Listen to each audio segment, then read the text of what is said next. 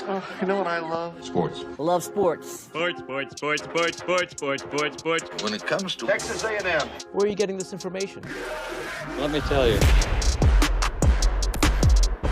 Welcome to TexAgs.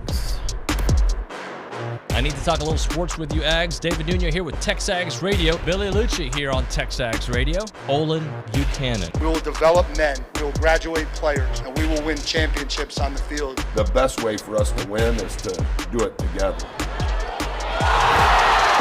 Do you realize everybody knows who you are right now? I think we're coming into this year with a new confidence. Schools are like, we're freaking Texas A&M, man. Like, that's about as pretty a throw-catch combo as there is. I saw the safety roll, the slot fade. I knew where I needed to put the ball. You had no other option but one hand at that point. Yeah, man, 50-50 ball, I got to come down with it. You know, if I'm betting on anybody, it's the Aggies.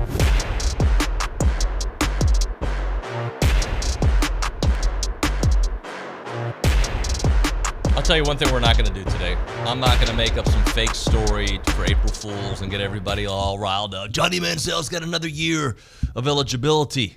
Joseph Jones has put his name in the hat to be the new A&M basketball coach. If something were to happen, none of that's going to happen today. We'll have some fun here on April Fools, but we won't go that direction. It is TexAgs Radio. We are presented by David Gardner's Jewelers, Rollo Insurance Studio, Go Hour, presented by the Warehouse at CC Creations. I'm David Nuño, back from a couple-day soccer trip with my partner, Olin Buchanan, who looks very nice today. Hello, OB. You know, one time Gabe and I actually did that. I'd written a column about how A&M should petition to get back into the Big 12 and all this stuff. And people got mad. Maybe hire Mac Brown as their head coach. And I had this whole thing. And, but before the column posted, we actually discussed it on the radio. And I was acting like I was really vehemently against A&M staying in the SEC. And, you know, people bought it. Yeah. It was fun. This morning I saw some stuff on Twitter of things that, like, when you read it, like, first glance, you're like, what? Yeah. And then you're like, what? This is freaking April Fool's. Stop. Yeah. Stop with that. Stop with the nonsense. I missed you, buddy. I was happy not to work for a couple of days, but I missed you. Well, fortunately, you know, the show was in good hands with Ryan Brauninger. And you're doing the dad thing, so, you know, that's always commendable. Yeah, dad things are fun. Support your kids. I do, as much as I can. Another dad thing this weekend, so I'll be gone Thursday, Friday again. But then back to a normal schedule for me until, I don't know, football season or something, until we take vacation during the summer. Let's talk about the baseball weekend, because Braden Montgomery, you were saying he's reaching this Barry Bonds level of at-bats, right? It was like there was this one particular season. I can't remember when it was, but there was this one particular season. There was a lot of like that, but one particular when it got to where teams were just walking Barry Bonds, even with the bases loaded, rather than just facing, because it's thought, you know, it's not worth the risk. And there was I think it was a Friday night game, and I don't know for certain because I forget things when I'm following the thread. And it seems like the Aggies were up like 3-1 and had at least one guy on, and Brauninger, I believe, put on there, hey, I think, you know, they're going to walk Braden Montgomery. I'd expect them to walk him. You know, why even bother with it? And then the next thing you see on Richard Zane saying, you know, it's 0-1 pitch, home run, you know, deep right. And then why'd they pitch to him? And his numbers are just insane. Look at this weekend. Just this weekend alone. 500, 4 dingers, 7 RBI, 2 walks, and 8 runs scored. Goodness gracious. So 14 times he gets up to bat. 4 times he hits a home run. So that is what, about 350 maybe percentage of just, he hit 350 on home runs or something like that. It's insane. And then, you know, how huge was it that he obviously in that game that was never going to end, was that Saturday? And he leads off the 12th inning with a double. Right. Goes to third on a fly. And then, you know, is it Teddy Burton? Teddy ball game, yeah. With the game-winning hit. So that was exciting. Look, but it all started with Braden Montgomery. It starts with Braden Montgomery. I mean, he better than advertised? Is that? I think so. Like, because we're now so deep into the season. What are we, 28 games into the season? They're 25-3, right? So deep into the season. And it's happening still in SEC play. And I love Schloss's quote. I don't have it exactly, but basically a sweep in the SEC is like seeing a polar bear in College Station. because it doesn't happen often. And I know Auburn is the cream of the crop, but they got a lot of talent there. They're not bad. In fact, one of the reasons their record is as modest as it is they've played Arkansas, I want to say LSU, Vanderbilt, okay, Bandy, and A&M. So speaking of Arkansas, if I remember, didn't Dawson, they just sweep? They LSU? just swept LSU. Yeah, they're pretty good. They can LSU's pitch. 2-7, by the way. Oh, that's awful. In conference, which is crazy because the last 2 national championships or champions, Ole Miss, Mississippi State, and then they finished last in the SEC. Yeah, they'll figure it out. It's just, I mean, that's just how the SEC is. And I hope there's not a bump in the road for A&M. I hope not. But like, that's just the SEC this year. Every year. Yeah. But I think we knew that Braden Montgomery was going to be good, and maybe the lineup around him plays into that. You got to. I'm sure it's very stressful on a pitcher's mind working through that A&M order. How many homers does Jace have on the year? Is it 13? 12 or 13? 13. Feels like an afterthought. The dude's got 13 home runs. Right. Well, what does Grahovic have? Like 9. 7 or 9? He's got 9 homers, yeah. Yeah, I mean, it's... Teddy Burton, I believe, has got 4. I believe. And if those guys start really hitting at the end of the lineup, then you're like I said, you talk about a pitcher, you're going to have some really mentally strong pitchers are facing you, or it's going to break down.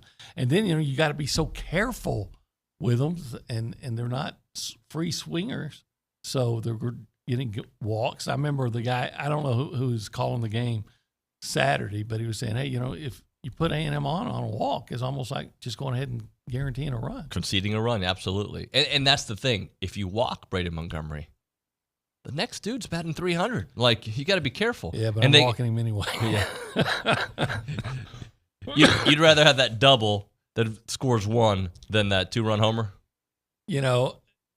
I'd rather take door number 2 because I got a pretty good idea. I've already seen door number 1, and I don't want it.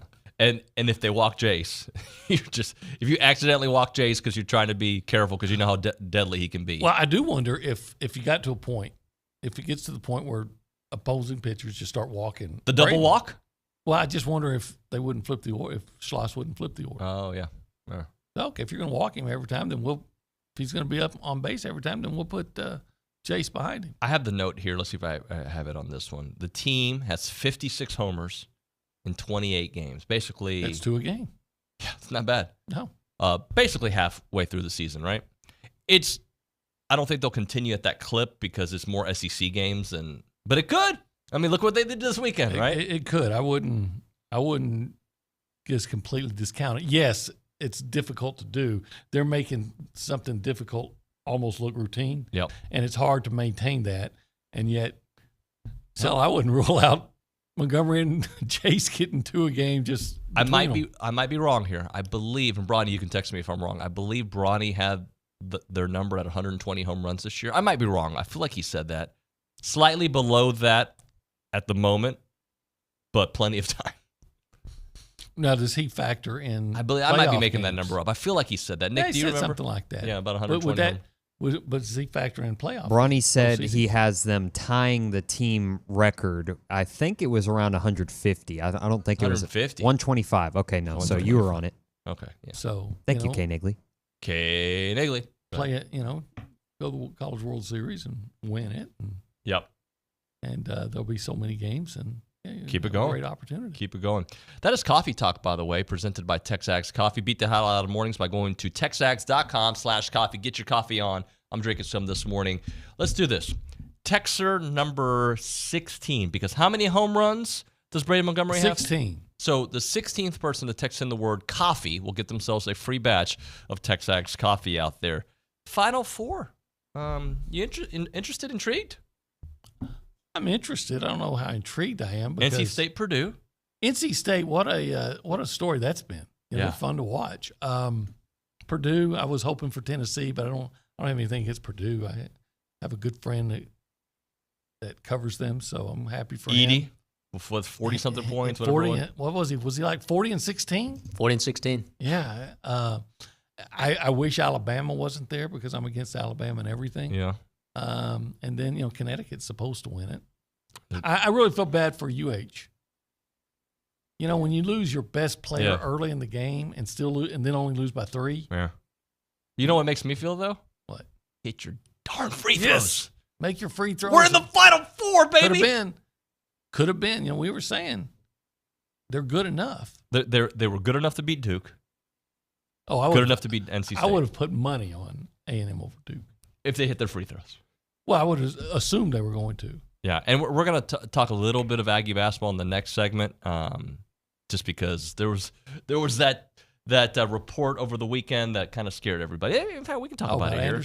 Anderson. So when I first saw that tweet, I was like, really? So who sent it to me? Justin Lanham sent it to me. He goes, oh, no. And I looked at it, I was like, oh, no. Like, of all the dudes, like, he would not be the first one I would think to go in the portal. Yeah. And it turned out, and by the way, I didn't even see who had I don't know. It wasn't 247 Sports, but something like that, like a 24 whatevers. And you never know what there's. It could be some guy that's. Sources are telling me. So you don't have a source, right? It could be some guy who likes Texas just to try to create panic, right? Yeah. And then Anderson came back with a great. I love that they had production value behind it too. Said I'm not leaving. I wasn't leaving, and I'm not leaving. Yeah, makes you like him even more if that's possible. Yeah, and especially like that would have hurt so much after hitting one of the biggest shots in A&M basketball history. Would have been the biggest, but it's still it's huge shot. Still in the top. Kept you alive. Gave you an opportunity for a week later to be like, I'm out. That would have hurt. That's not how the storybook should end. Especially, again, when we look at what can come back. If everybody that can comes back does come back, and maybe Marble comes back, and then, Buzz has actually done a really good job in the portal of finding a guy that maybe not be a star, but addresses a need. They could be really good next year. I'm a believer that Jace Carter's going to take a big step next year. I'm not saying Dexter Dennis' big step, but he's going to matter much more than he mattered this year. Like, we kept on waiting for that, and he had some flashes, right? Mm-hmm. And he played really well against Nebraska in the second half. Yes, he did. But I feel he's going to take a big step. Obviously, if you continue the trend that Solo's been going on, he's going to take another big step. Yeah, Solo, what he did, he soared. He did. He didn't take a step, man. He erupted. And you know who else? No, you know who really erupted is Manny Obaseki. Manny. If Manny can do that consistently, excuse me. And one thing I guarantee you about Manny, and probably on all of them, but Manny's going to put in the work to get even better. Yeah. So there's I don't even want to say a nucleus. There's a really good team there if everybody comes back. And then if you can just add a piece or two, it could be a special season next year. It almost was here this year. Sure can. If you want to be a part of the conversation this morning, you can do it multiple ways. You can call us up or you can text us, 979-693-1150. How are you feeling about Aggie baseball? Do you believe in the relief pitching, middle relief, I should say? Do you believe that Brady Montgomery can continue this tear that he's on? You can do that at 979-693-1150. Let's go around the room and say hello to the people. We go behind the glass and say hi to Nick Savage. Nick, good morning. Howdy, good morning, y'all. What's up? Well, going back to what you said, you hit the quote, right on the head there. Jim Schlossnagle said, sweeps in the SEC are like seeing a polar bear in College Station. So, getting that sweep is a big deal, especially if you look at the volatility of the SEC. The Aggies are going to have to fight and claw their way through the rest of the schedule. It's not going to get any easier from here. So when you can rack up 3 wins like that and put yourself toward the top of the standings, hey, we'll take it all day. So it was a great weekend for Aggie baseball. Not so much for Aggie softball, but they'll get back on track. I'm satisfied with the weekend overall, I'd say. Hey, can you, if you have it available, A&M baseball schedule left? Or, because I know we'll obviously Texas State tomorrow, South Carolina this upcoming weekend. Mm-hmm. And that just gives you a little bit of a look. Air Force, Houston, Tarleton, that's the non-conference baseball schedule. But yes, and here's the conference schedule. South Carolina, Vandy, which is going to be tough. And then you go on the road to Alabama, definitely tough. Georgia, LSU. You don't get Arkansas until the weekend before the SEC tournament. Could you imagine a scenario? Should I even go there, OB? Yes, go there.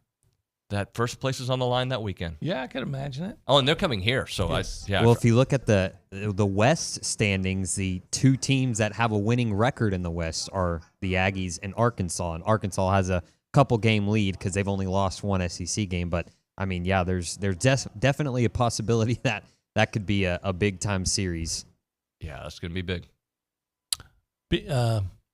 Win the series over South Carolina.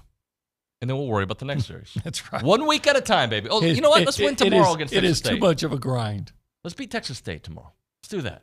I don't know what they're like this year, but the Bobcats, they're good. That's been a good, sound program. Yeah. Didn't they beat Texas earlier this year? They did. I don't know if that's a big deal. Texas had a big weekend, though, right? Yeah, they did. They beat Kansas won, State. Yeah, I think they won their series against Kansas State.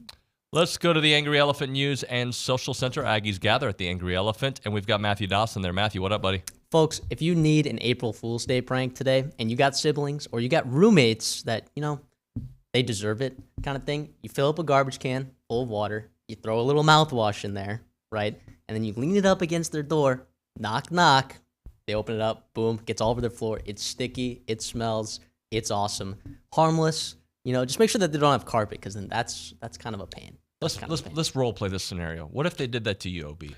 I would. There'd be a beatdown. I don't know if there'd be a beatdown. I probably would respond in a aggressive manner. Yeah, there'd be some aggression. Nick, how would you handle that? I would not be happy. I think Nick would pull out the Glock, but go ahead, Nick.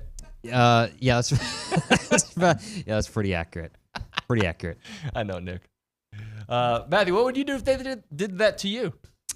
I've never had it done to me before. Too late. Now we know it's going to happen. I have done it a couple times. Poor Bo. Back when I used to work for the Chicago Bears, we used to have for training camp, we used to stay at Olivet Nazarene, which is the university, so we stayed in dorms. And let me tell you, it was a common occurrence. If you get free mouthwash to the dorm, and I don't have to pay for it. If I don't have to do the work, okay, right? Like if there's no carpet in the situation. By the way, nice humble brag. When I used to work for the Chicago Bears. All right, David. Who was the quarterback when you were there? It was Mr. Trubisky. It was his 2018 year. It was the year. It was the double doink. Don't worry, David. He dropped that one on all of us back here last week too. When I was with the Bears. I was a Chicago Bears employee. What did you do for the Bears? So I was like. They call us ball boys, but I was kind of like their equipment assistant. It was a dirty job for sure. Sanitation duty. Was it during training camp or all season? What was your? So it was all season. So during training camp, I was there 24. It was like 14 7 days a week. I know how training camp. 7 days a week. Yeah. It was kind of a gauntlet for us because we were up at like 5, and then you wouldn't get back to your dorm until like 10 p.m. You had lunch, maybe a time to work out, whatever. But it was kind of a gauntlet. But the worst thing was like. They always put the responsible people on sanitation duty because, you don't want to lose players' equipment. Yeah. But let me tell you, what's his name? Cornelius Lucas. Gosh, smelly man. If his shoes, he had like a size like 18 shoe. Oh my! Gosh. I was wondering if Refrigerator Perry stopped by and had to go into the bathroom. Did you have to clean up after that or something? Well, I had to clean the showers, so that was one responsibility that we had. But Akeem Hicks was a big guy. We had some big guys on that. Hey, excuse the ignorance. Is Jim McMahon still considered a huge deal in Chicago? Yes. Legend? Yes. Okay. 100%. Making sure. I know, obviously, Sweetness is. Absolutely. And then people will always... Willie Galt? Yeah. You don't know who that is? Yeah, wide receiver out of Tennessee. I knew you knew. I knew you knew. Yeah. That's old school. I never watched him play, right? But Steve McMichael? Who's... What would they call him? Mongo? Mongo, yeah. Mongo. I met him once. Nice guy. He was walking around with this large man who used to hunt rattlesnakes, and he was walking around with a chihuahua in his hand. Everywhere he went, he had a chihuahua. And now, unfortunately, he's got something, right? He's got Lou Gehrig's disease. He's in a hospital. I saw a picture of him when he got into the Hall of Fame. Yeah. I think he can't talk anymore, so it's really tragic. But I'm glad he's going into the Hall of Fame, even for a Texas Longhorn. That was a great play. He was a great player. Yeah, it's awesome that he got to see himself get in the Hall of Fame too. Yeah, because not everyone gets to do that. Mr. Dawson, let's get one report in. We'll try to get some more in a little bit. Yeah, let's go to track. How about that? Battle on the Bayou. Coach Henry in the house. Coach Henry in the house. How about Sam Whitmarsh? Putting the nation on notice there. In the 800 meter, he ran a 1:44.46, which is the collegiate leading mark this year. It also is the number 2 time in Texas A&M's all-time list, the 8th fastest time in NCAA history, and the number 4 mark in the world this year. How about that? How about that? That's fast for a half mile. Hey, they deserve the props they're getting. That's a tough race. Yeah. You know, actually, that's what I ran. You ran that? Yeah, and then quit. That's a tough race. All right, we'll get some more reports here in a moment. Let's hit a break here. We'll come back. Also, I want to tell you about a little bit about my weekend, something that happened. A bit embarrassed about. A bit embarrassed. Okay. But something good came out of it, all right? All right. All right, now a moment for the Association of Former Students. If your organization or business is looking for an opportunity to engage with other Aggies, then you need to look at the Association of Former Students, who put Aggies together of all ages during great events all year long, like marquee events, as in Aggie Ring Day, All Aggie Hullabaloo, The Gathering. They all welcome tens of thousands of Aggies and guests to this great event. There are many sponsorship and vendor opportunities available to get your brand in front of attendees. All events offer a wide variety of both digital and in-person options to promote your brand. Options include title sponsorship naming, on-site presence, activation, recognition, and social media posts, and much, much more. There's also advertising opportunities in both the Texas Aggie magazine and the Aggie newsletter, which are seen by over 230,000 people. So if your business is ready to engage with other Aggies, choose a partner with the organization that's been supporting the Aggie Network for over 140 years. For more information on options available through the association, please email sponsorships@aggienetwork.com. Again, that is sponsorships@aggienetwork.com.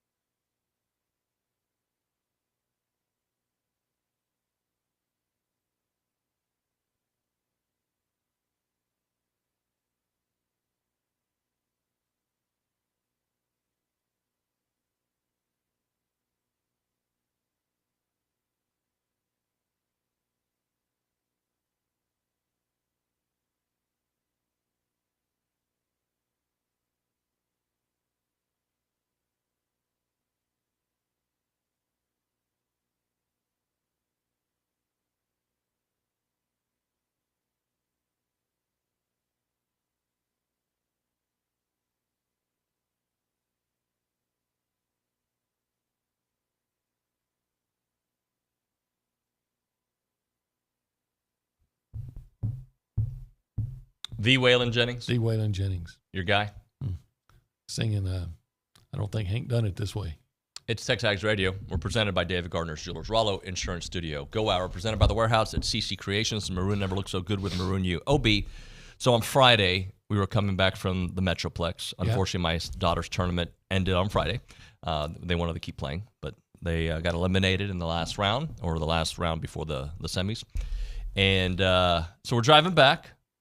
Are you familiar with the town of Marlin, Texas? Yeah, Marlin, yeah. Well, before you get to Marlin, Texas, there's a lot of nothing, right? There's a little stretch right there. And we hit something, but it didn't seem like anything major. It's just like Isla and I are like, what happened here? And I go, Isla, I think we got a flat tire. Okay. Oh. I haven't changed a flat tire since college. Okay. All right. I haven't. I've been very blessed there. And I'm like, I don't know where I want to pull over. Like, I don't want to be on the side of like it was on my side. Yeah. Like, I don't want to die. Like, people, when I worked at ABC 13, we did that story every week. Somebody's changing a flat tire, hit by a car, right? Right. People are texting and driving, death. So I'm against death. I don't know about you. Yeah. I don't like it. So I kind of pull over to, it looks like a little farm road-ish kind of area, right? And I just pull to the side. I get out, and I look like, I have a flat tire, right? So I'm like evaluating the situation. Do I have AAA? Do I want to do this? Well, if I call AAA, which I don't have, I thought I did, but we don't, it's going to take forever. So, you know what? I'm just going to do it. Okay. So pull out the tire stuff, right? Right, yeah. And a car drives by kind of slowly and looks at me, and they drive off. Yeah, right? that's not surprising in Marlin, but we go on. And then that car comes back. So we're going to help you. He goes, do you need help, sir? How nice. I was like, I think I handle, he goes, wait. Are you David Nuño? How about that? And I'm like, yes, sir. He's like, oh, my God, I was just watching you a few minutes ago or a few hours ago. Let me help. His family, his name is Carson Stein. He goes to Tarleton State. His family lives on this awesome house, like on this big land area, right? Like it looked like Yellowstone, and without the corruption. And he comes out, and he's like, let me help you. So we get the car up, and either we're both very weak, which is a possibility. We couldn't get the lug nuts to soften, right? Like it just right. Sometimes they get put on like way too tight. Right? It was way too tight, and I'm like, we're stepping on it, we're jumping on it. We couldn't get it off. We got the car up. Well, Carson calls his dad, who lives on the lot, and obviously came and called one of his buddies who's a wrecker, and they took care of business. But here's the cool part of the story. There's more? Oh, there's more. Carson works media relations or works in the media department for Tarleton State. He does every basketball game. He is there for Billy Gillespie and Joseph Jones every single game. Awesome. Where do you think he wants to work this summer? TexAgs. We did the interview right there. I think he got hired. Oh, he got hired for being polite. Yeah. And then he knew basketball. He knew his brother-in-law, can't remember his name. We called him on the phone. I was like, hey, David Nuño, TexAgs Radio, presented by David Gardner Jeweler. And he's like, this is not him. But awesome family. That's great. It was just me and Isla. It was getting dark. It was around 7:30, so you know it's going to be dark about 7:50. So they hooked it up, and just something good came out of it. That's awesome. I love that story. To me, changing the tire in my truck is not the issue. It's getting the spare out. That wasn't easy either, buddy. That's where I have a problem. Well, I did it, but I didn't know like they've like it's been so long. Right. I didn't know they put it under the car. I'm like looking in cabinet. Oh, yeah. And then you have to like unwind it and then unhook it. I miss the old days, and this is real old days when I could put the jack and it would fit into a groove in the front bumper, and then you put the tire tool crowbar in and just jacked it up. You know. Not anymore. No. They've made it a little bit. Maybe I'm just an idiot, which is probably true as well. But like, there was 3 of us looking at it, like, why is this not turning? So I'm gonna have to get a new tool because I'm a prepper. I want to be prepared for all situations. I actually the wife got it. I'm getting kind of old now, and so I just got AAA. But I've never had to use it for a tire. Yeah. Well, I wanted to do it. I wanted, like, it was like, I'm going to race against time. Well, with your bulging biceps, I'm surprised you needed a jack. I figured you'd just lift the car and rip the tire off. I thought about that. Yeah, I did. I'm glad you said bulging biceps. Yeah. Let's go get 1 or 2 more reports there from Matthew Dawson at the Angry Elephant News and Social Center. Matthew. Of course. I mean, that was a nice slight flex you had there, David. I get it. We get it. People know who David Nuño is. Well, Carson Stein, hired. Done. Interview. Done. His father, David Stein, new best friend. Yellowstone Ranch, buddy. It's pretty cool. I'm hoping they invite me over. Sounds great. Yeah. OB, you're going to like this one. The equestrian team. Nice. They finished runner-up in the SEC tournament. To Auburn. Dropping to Auburn. Auburn, they won their 6th straight equestrian. 6 straight? I thought we were the equestrian. We are. We are a horse school. We are absolutely a horse school. Just Auburn has bested us these last... Make sure you hit the S there. They've bested Texas A&M the last couple of years. I wouldn't have thought that. If someone would have asked me, is Auburn better than Texas A&M? I would have said, nay. Oh, my God. That's why we have you here, Obi. That's awesome. I love that. It's so stupid. Men's swimming national championships. Texas A&M finished 16th out of 81. That's pretty good. Had some good times there as well. Softball, yes, they got swept by number 6, LSU. A lot of those games... Wasn't there a real controversial call in that last game that... Perhaps. Yeah. Perhaps. There was some timely hitting by LSU for sure. I am not down on this Aggie softball team at all. How can you be? Yeah, they've been great. How can you be? They will absolutely bounce back. Men's tennis, they picked up a 6-1 victory over Vanderbilt on Friday. Done. Fantastic. Done. So overall, I would say pretty good weekend for Texas A&M athletics. Good stuff there, Matthew. Appreciate that. OB, when we come back, I want to talk some Aggie football. There's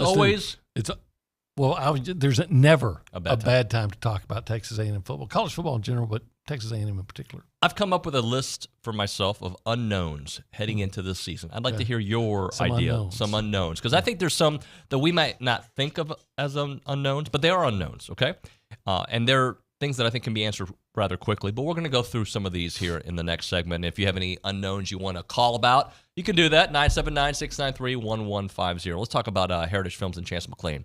This company that makes documentary films. I was actually talking to somebody this weekend about, like, when you order a Heritage film, right? You don't realize how therapeutic in a way it is, how much it brings your family even closer, because you're all a part of the process. You're all producers for your own film, right? Chance is going to listen to you, and he's going to do your documentary the way you want it done, but he's also going to push you in areas that you didn't think about, right? And when I say push, like asking questions and like helping illustrate your family story, your family business, your family ranch. Eye in the sky at a family event. That's what Chance McClain does, these documentary films for families. And really, Aggies love doing these. These are what Aggies, we love our story. We love to tell our story. We love to have our story on video, and that's what Chance McClain will do for you. You can also get a Yearflix done, and the Yearflix is an awesome, awesome option. No doubt about that. With Yearflix, you get a 20-minute video Q&A form with the youngers in the family, right? You can get your daughter on there who's 13, who just turned 13, just got her first cell phone, is doing travel soccer, and is also whatever, right? Straight A student. And then a few years from now, she changes her mind, and she's now doing this, and she's a sophomore in high school. She's driving. You tell that story. And then you have this 4 or 5-part series, benchmark videos, all done by Chance and his team. The phone number is 713-893-8341, 713-893-8341, or go to yourheritagefilm.com. That's yourheritagefilm.com.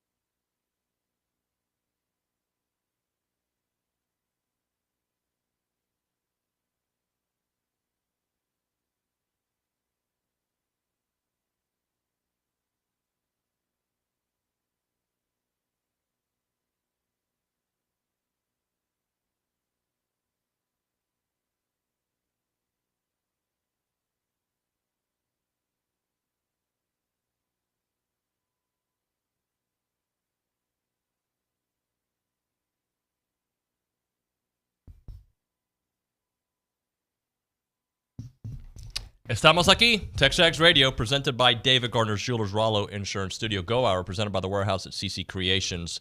We're going to get into some Aggie football stuff. Do want to read a couple text messages. Dan76, best Uber driver in College Station. The only one I know, but he's very nice and big part of the show. David, go to Lowe's in the tools area. Ask any of the people there that you need a cheater bar for your tire iron. It's about 24 inches long and orange protectors on both ends. And just slide it over the handle. There you go. Thank you, Dan76. Let's see. Trey and Brian, in the future, if a friendly person doesn't come by, I believe that their area is a 1-800 number on the back of your license for road assistance. Yep. I actually called our insurance company. Rollo Insurance is great, right? Morgan takes great care of me, and they gave me the number for roadside assistance. It was going to be 120 minutes. But, I mean, I was at a point I was like, dude, I can change a freaking tire. Like, the only thing I was worried about was doing it in the 15, 20 minutes before it got super dark. That was it. That was the only worry I had. Obviously, I failed. Well, I mean, sometimes whoever put those lug nuts on, sometimes they put on so tight they have that machine, that device. Yeah. Drill kind of looking thing. I don't know what you'd call it. Well, 210 on the chat says, got to loosen the nuts before you lift. Well, that's true, too. And we did it as so that was probably a fundamental mistake because obviously the car's hanging and whatnot. So, all right, let's get into our biggest unknowns for Aggie football. I'm going to throw you a couple, then I want you to throw me a couple, okay? I think the wide receiver room is a big unknown. You don't just lose a talent like Evan Stewart. Mm-hmm. And by the way, it might be a plus, right? But you don't lose that kind of talent and Anaya Smith, as my voice cracks, and expect to be as good or better. They might be, but it's an unknown at this point. Yeah, to me, the unknown is how much with the receivers is how much can Moose Muhammad, how much of Anaya Smith's production can Moose Muhammad replace? We've seen Moose, when he's played, do some great things, but I've already seen Ja'Day Walker replace Evan Stewart. Yeah. I like what I saw. I did too, yeah. Is Noah Thomas going to be able to stay healthy? Right. And consistent. Yeah. Supposedly he's put on some muscle, and he needs it. But, so. Micah Tease, does he take a big step this year? Right. I'm excited about what I've read and kind of seen on clips of Cyrus Allen, Jabari Barber, excuse me. I'm excited about that, but I don't know. It's an unknown. Mm-hmm. Just like a year ago, Ja'Day Walker was an unknown. He's not an unknown anymore. Now, what is unknown about Ja'Day Walker is can he do it consistently? That's an unknown. Yeah, I think he was. I think the biggest issue I had with Ja'Day Walker last year. A couple drops early. He had some drops, and some late too. But I think he was a very pleasant surprise, and I can go into a season with him replacing Evan Stewart. And I think maybe he don't have as much upside, but at least he's going to be there. Yep. He's a tough kid. So, I'm fine with that. So, I wonder, since we're talking about guys catching passes, what's going to be the situation at tight end? I hear some really good things about this kid from Fresno State. Yep. They're all kids to me. But you still got to make that change in the competitive level from Fresno State to playing the SEC now. Can you? Probably. Jay Sternberger went from Kansas via junior college and was All-American here. Right. So I'm not going to. You got Donovan Green. You got Donovan Green coming back, we think. Is he going to be the same coming back? Is he going to be better? So that's an unknown. All kinds of unknowns in the offensive line. The kid from Vandy, I think he put out a cryptic tweet that had just transferred here. DeRicky Wright. Yeah, DeRicky Wright, right. Look, but I am not that worried about the tight end position, but I understand that it is an unknown because Donovan's coming back from an injury, and you got some players you don't know very well. Yeah, and I don't know how much they're going to use the tight end. Yeah. In Colin Klein's offense, but I know that the last 6 years, tight end has been a prominent role in the offense. How about this big unknown? And it is an unknown. Cornerbacks. I agree. Last year, you thought you semi-addressed the cornerback situation. Well, when you brought in Tony Grimes, yeah. You thought, okay, that's going to be a guy that's going to solve some issues there. And maybe he would have if he ever played. He never played. And then the next thing you know, you got DeBerry playing corner out of position. Seems like Sam McCall was pretty clear right away that he was not a good fit at corner. So the beauty is you get Tyreek Chappelle back. Yeah. Right? Mm-hmm. So you know him. And then you got some unknowns, right? How's Will Lee going to adjust to being here? Because, again, we thought Tony Grimes was going to be this player. Right. It's an unknown until you see it happen. So, but I expect big things from Will Lee. I do expect for the Des Ricks from Alabama, if not this next season, in the next season or two, to be a factor, right? And hopefully it's this year. But there are questions there at cornerback because of why they lost games last year. And quite frankly, cornerback is a really tough position, especially when you're a true freshman playing in the SEC. And so are those guys like, that were freshmen last year that were forced to play in a certain areas, how much growth are they going to make? Yeah, maybe they're going to be really good players. Maybe not. But I would never write somebody off, especially at that position, based on what they did as a true freshman in the SEC. I cringe at this next one because we saw pretty good linebacker play last year, right? Edge Cooper's potentially a second-round, first-round pick, right? And Torian York was awesome. His play matches his personality. Just awesome, right? Yeah. But without Edge Cooper, you don't know. You don't know. You don't know. And that's the question. I think they're going to get coached up with this staff. I really feel good about that. But there are questions there.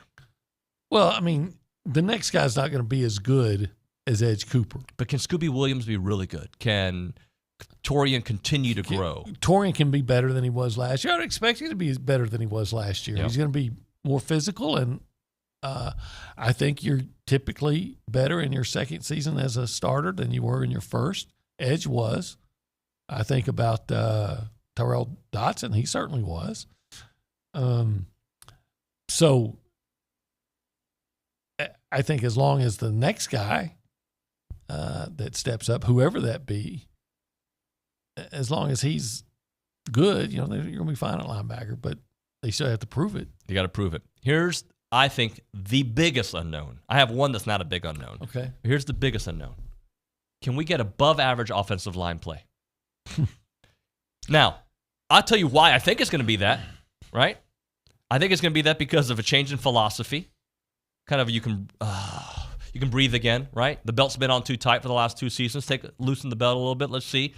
Technique might be different. Cohesion by the coaches might be better, and just development. But we have not seen above average. Would you say they were above average in 2021? No. Me neither. They were about average. They weren't terrible, 21, but it took a few games to get going. They were not. They were below average the last 2 seasons. Is that fair to say? Yes. Okay. You've lost 100 quarterbacks. Yes, they were below average. So and a lot of these names are the same names. I'm not even sure in 2021 if they were average. But, yeah, a lot of names are the same name. So can Bryce Foster kind of get back to what we saw in 21 when he was rising star? Ruben Fothery. Can Chase Pasantis take a huge step? There's a lot of other names on the offensive line. Trey Zune. Is he going to continue? But can they be a unit? Because what we saw in the 2020 season was maybe not the most talented offensive line A&M's ever had, but one of the best offensive lines they've ever had. Yeah, I mean, there's a lot of cohesion there, and guys were experienced, knew what to do. They may, like you said, maybe not the most talented. There was a first-round pick in that 2020, and I guess Dan Moore was, a fourth-round pick? Yeah. And still playing.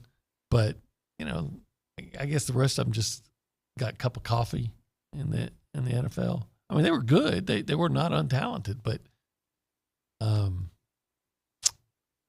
it was more about their experience. Yep. By the way, PG Ag in King Oaks brings up a note. FYI, DeRicky Wright is currently still at Vandy. Was supposed to transfer this summer. But I think his tweet would make you believe that he or question. Right. So we'll see. We'll see out there. And then the other question, the other unknown I have, and it's not an unknown from an ability standpoint, but because Connor's not 100% ready to go right now, right? And we haven't seen 12 games in a season. Freshman year, a travesty. We didn't see that, to be honest with you, right? Last year he got hurt. Miami game? Am I remembering that correctly? Miami game, right? Who? No, Connor. He got hurt against Auburn. Sorry. Yeah, first half of the Auburn game. It's an unknown what he's going to do over a 12-game season. I have projections of what he's going to do. I feel very good he's going to be one of the top 5 quarterbacks in the SEC over a 12-game season. But it is unknown right now because he's only played 12 games in his 2 seasons at Texas A&M. I expect those. I don't think it's a big unknown. I think we know what he can do when healthy. We've seen it. But I want to see it for 12 games. Yeah, I think the unknown with Connor is less about Connor and more than one we just talked about. The offensive line. Yeah. Can they keep him protected and upright? And if they can, I think Connor's going to, I'll say it again, I think he's going to be a 3,000-yard passer and 30 touchdowns and probably 6 interceptions. I think he's that kind of guy. I think he is too. Factor in about 300 to 400 yards rushing in there. Yeah. And he'll be a top 5 quarterback in the SEC. I have that much faith in him. Are there any unknowns we haven't hit? Well, is the special teams going to be better? Who's going to return punts? By the way, that's been a pretty big. That's an unknown. That's been a pretty big deal for A&M with Anias back there. Probably Moose, I guess, but special teams. I've been harping on that because they were atrocious last year on special teams, with the exception of Anias. I thought the kicking was erratic. Yep. The blocking on the place kicking was erratic. They couldn't kick off into the end zone consistently. Coverage. Remember the kid from South Carolina? Or Mississippi State, somebody returning a kickoff for a touchdown. Miami returning a kickoff for a touchdown. That cost you that game, in my opinion. Yeah, it's definitely because you just had. I scored. think Miami had. Yeah, I think they had just taken like a 10-point lead. I think that was right. I may be wrong on this, but I think that was right after. It was either after they were on the goal line and somebody jumped offside, so they had to settle for a field goal, or it was after Evan Stewart made the softest play I saw all year, and rather than cut up field at the 5-yard line and either get a first down or score, he tried to dodge somebody so he wouldn't take a hit, and they ended up having to kick a field goal. And then after one of those, I think, then they kick off, and it's a touchdown. It was the start of the 3rd quarter. Okay, so it was, and A&M had just scored a field goal. That's when they put jumped. them within 1. And then Brashard Smith ran it back 98 yards. Yeah, and it's a problem. Yeah, and so and again, so there's this Marvel show. You'd hate it. It's called What If, and it takes you through what if scenarios in the superhero world. If Superman died at this point or whatever. Oh, he's not a Marvel guy, but you get my point, right? I'd love to play that game with A&M. What ifs? Because what if you win that Miami game? How does last season play out? Does it play out any different? Maybe not, because your issues were there all. There are many scenarios in A&M history that we can go through, A&M sports in general. What if A&M does win that game against Houston after the Anderson Garcia play, right? They're probably still playing. Right. What if they hit a couple of free throws, right? They're still so there's a lot of what ifs. We're planning our trip to Arizona. But I think this would be kind of a cool exercise during the summer of going through some what if scenarios. But that Miami one, I don't think Miami wins that game without that kickoff. Oh, I agree, because whatever moment, I don't think after that kickoff, Miami lost momentum ever after that. No, and A&M had their moments, right? But it was too much. All right, let's hit a break here. We'll come back. We'll read some text messages. You're listening to TexAgs Radio, presented by David Gardner's Jewelers.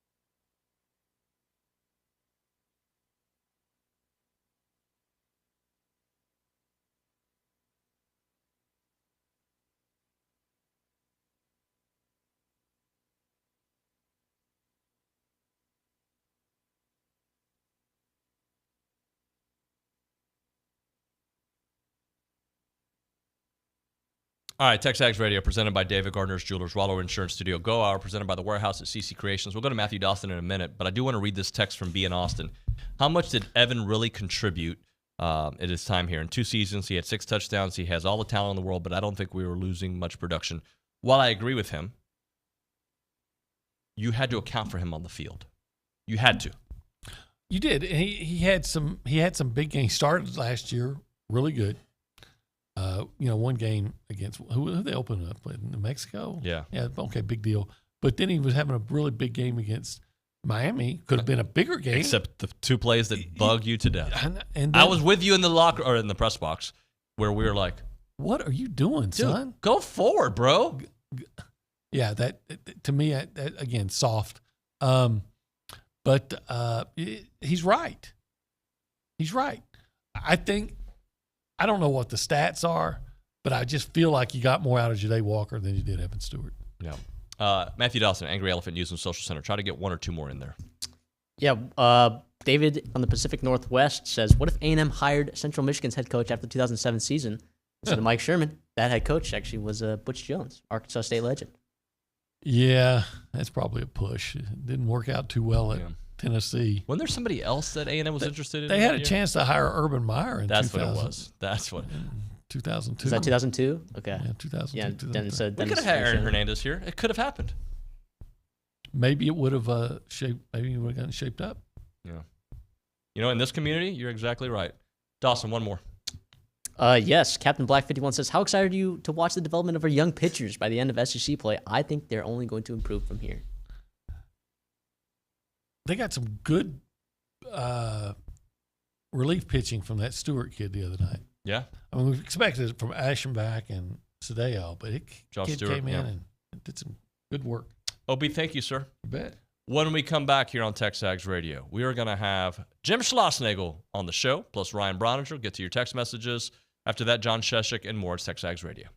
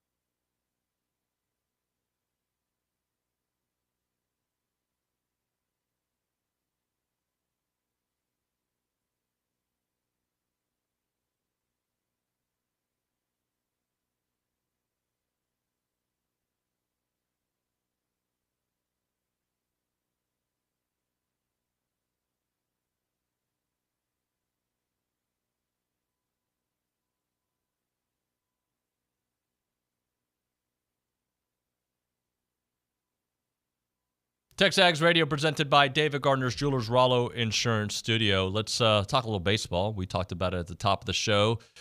They went 7-1, Aggie baseball, on this homestand. They got the sweep of Auburn. Let's go straight to the hotline. We're joined by Jim Schlossnagle here on TexAgs Radio. Schloss, good morning, sir. How are you? I'm doing well. Good morning, guys.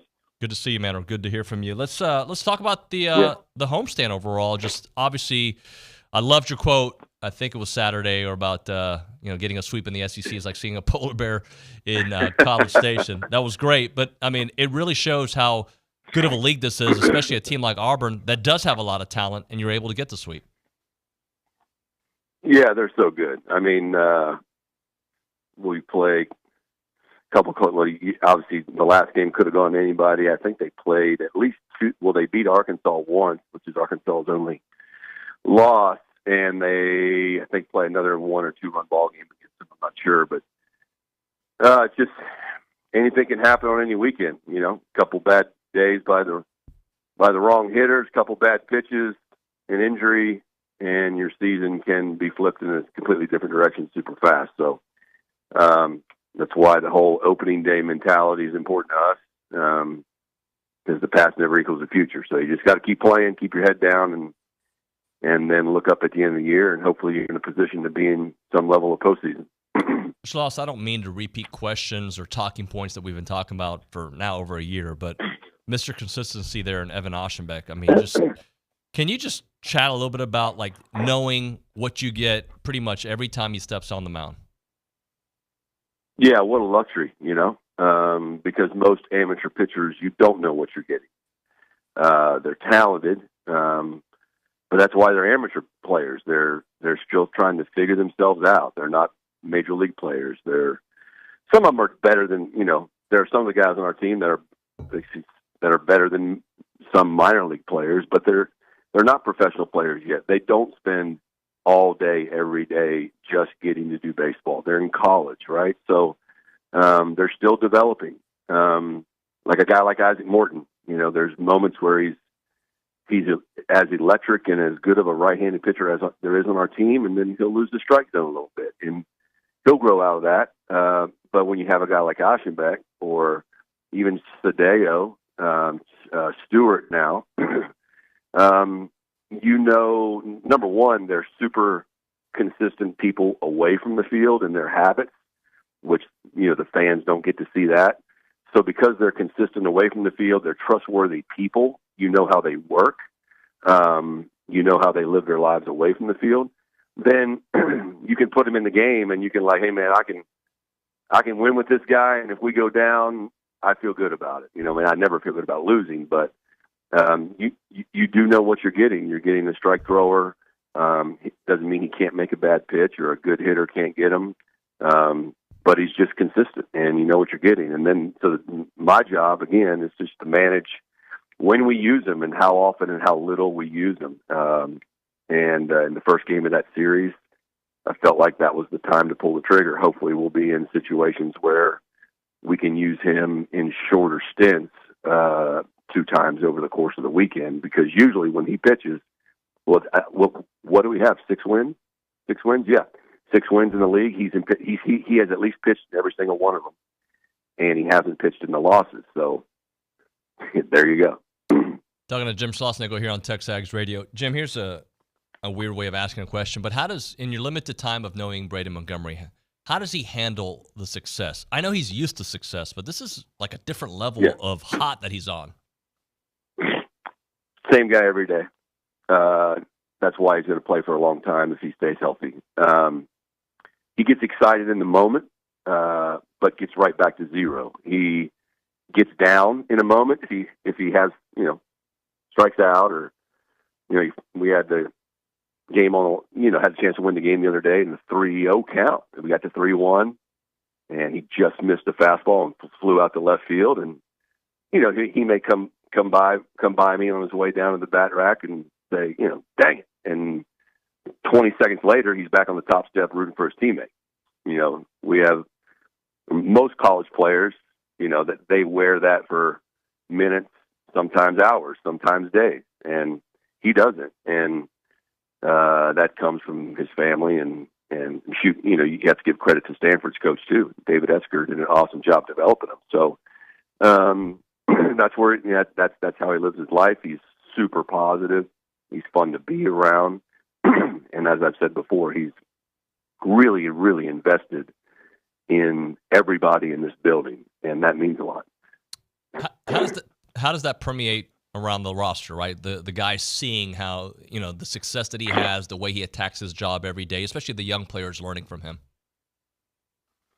Well, it sets the tone, because if your best players or your most talented players are jerks, then that's going to set the tone in a negative way. I mean, I think we've all seen teams like that where you have talented players, or if you have a guy who's a moderately talented player and he's the Johnny Aggie, that's great. If he's lives and breathes the values of the program, but it's really they're going to look at the best players. And when your best players are your hardest workers and your best guys like Braden, like Jace, like Appel, like Aschenbach, then that sets a standard of, if I want to be like them, I need to act, and I need to act like they act. I need to do what they do. And so,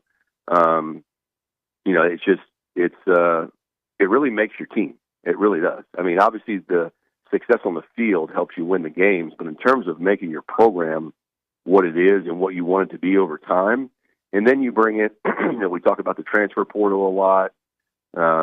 People get worried about NIL, and, if this guy has this and another guy has that, like, how's that going to affect the locker room? Well, it depends on the makeup of the players. If the players are good dudes and no one ever, everybody gets the deal, it's kind of like in professional sports. Everybody gets that Ohtani's $700 million player, but I bet you no one cares in the locker room because they're just trying to win. And if he's a good guy, or, if the highest paid player on a professional team is a good dude, everybody gets the business side of that. But if he's a jerk, then it's going to be a problem. And Braden's not, and none of those guys are. Kane and Sorrell making the most of these opportunities. Just talk about how he has really found a bit of a groove there. Well, yeah, he's doing a really good job. He's getting in deep counts as a hitter. He's still, he wants to do so well, where you'll see, for instance, Braden or Jace, that really tough 3-2 pitch or that really tough 2-strike pitch, where you'll see Braden and Jace, they'll just start to swing and check their swing, or they'll lay off of it. That's experience. And Sorrell has had a few of those where he's laid off and gotten his walk. But he's also had others where he's, chased out of the strike zone. And that's just repetition. That's the only way he's going to get better is to play. And so that's why, we don't have that many right-handed hitting outfielders. So I'm having to leave him in there against the lefties, and he's hit homers against the lefty like he did against Mississippi State. He stayed on the ball the other way several times. So he's in there for a while, and he's obviously makes us better defensively. He can really run, not like Chestnut, but he's a runner we can do things on the bases with. So he's a really good player, and I think we've done a good job of kind of nurturing him along through the first half or 40% of the season, to where now he's not coming out, unless we have an injury. How about the bounce back performance from Weston Moss on Saturday? Yeah, I thought he did a great job the other night. He I can't even remember what happened. I know he took a hard ball off his glove hand. It wasn't even his hand; it was his wrist on his glove hand. That probably didn't feel very great. But yeah, just to come in those moments with the game on the line and make great pitches against great hitters, you simply don't strike out Irish. Like, you don't. I mean, it's when I went to change pitchers and I walked by the third base coach for Auburn, I looked at him, Gabe Gross, who I recruited actually at Tulane. I said, "How is Irish? You're only hitting 370. It feels like it's 670 against us." But Moss punched him out it was a borderline pitch, but it was a good fastball, and he just kept making pitches for us. And so he's climbing up that list in the bullpen, and he's really going to be a good starting pitcher is what he's going to be at some point. How did you feel about Tanner Jones on, I'm getting my days confused, Friday. Sorry. Friday. Yeah. Tanner was good. Yeah, he was really good. Thought he pitched well with his fastball, especially with the wind blowing out. Had a good cutter going. Thought he did a nice job. And I think each start, for the most part, has been better than the last one. And I think if we get that level of effort from him each weekend, we'll be fine. The key is they're all interrelated, right? So Prager didn't have a great night, so we had to use Oshenbeck early. And in about the 8th inning of the first game, I pulled Tanner Jones in the back of the dugout and said, "Hey, buddy, you better have your A game tomorrow because there ain't going to be no Oshenbeck bailing you out. And maybe somebody else having to bail you out, but I need you to at least give us a solid 4 to 5 innings. It can't be a freaking 3 and dive, and now we're scrambling the rest of the game." So Tanner did. I mean, he was as good as he was better than Lampkin and Prager. So he gave us, I think, 5 innings, right? Yep.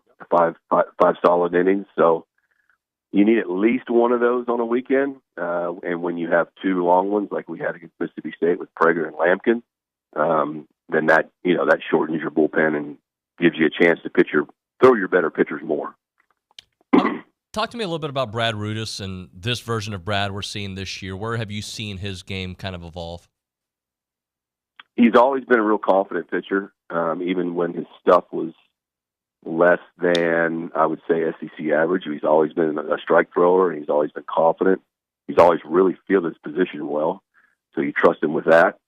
And now with him dropping his arm angle and Max just doing such a great job with him, with not just the arm angle, but giving him weapons and pitches and a strategy, a plan to get not just the righties out, but get the lefties out too. He's one of those trustworthy guys. He's like Oshenbeck. He's been that since I've been here. You know what you're getting. It's going to be strikes. It may not be 97, but it's going to be strikes. I brought him in that one game, I think, first and second. And the reason I brought him in is because I thought they were going to be bunting, and I needed one of my, if not best. Today it was really good. Oshenbeck's really good. But I needed one of our best fielding pitchers in the game. And so I trust Brad. And then using him twice, back-to-back days. His stuff the second day, like most of them, wasn't quite as good, but he got us the outs we needed. Is it fair to say that Teddy Burton's a name we don't talk about a lot this show or just in general because of so much going on offensively with this team? But that being said, Teddy is a guy who continues to deliver. He does. He has good at bats. I think there's another level Teddy can go to, and I think he'll go. I do think he'll get there. He's getting close when he starts shooting balls the other way, which is his strength. Then eventually, here pretty soon, someone's going to leave a ball, a breaking ball up or something up in the zone. He's going to hit. He's going to hit his homers. I mean, he can hit him out to right field, but he's got some really good power to pull side too. So. He puts together good at bats, and it's all interrelated, right? If you're not going to pitch to Lavalette and Montgomery, then you get Appel, and especially when we're facing a lefty, that gives Appel some protection, having that right-handed hitter, one more right-handed physical hitter behind Appel. So they all kind of protect each other, and I think Hayden Schott's putting together much better at bats now as well. So. But yeah, Teddy. The other thing Teddy's done a nice job of. He's played a pretty good first base, which is not his natural position. He's always been a second baseman or played, other areas of the infield in most of his career. And he's moving well around first base. Does a great job on those pop ups. He's actually a really good runner. So it gives us some, athleticism over there at that position where sometimes you don't always have that. Schloss, get us ready for Texas State, a team that may be 15-13, but they've got some big wins this year. They beat Houston. They beat Texas. They scored 23 runs against Prairie View. Tell us what kind of team that we're going to see. Well, Stephen Trout, their coach, played for me at TCU. Was like a captain-type player for me at TCU in 2005 and 2006, I believe.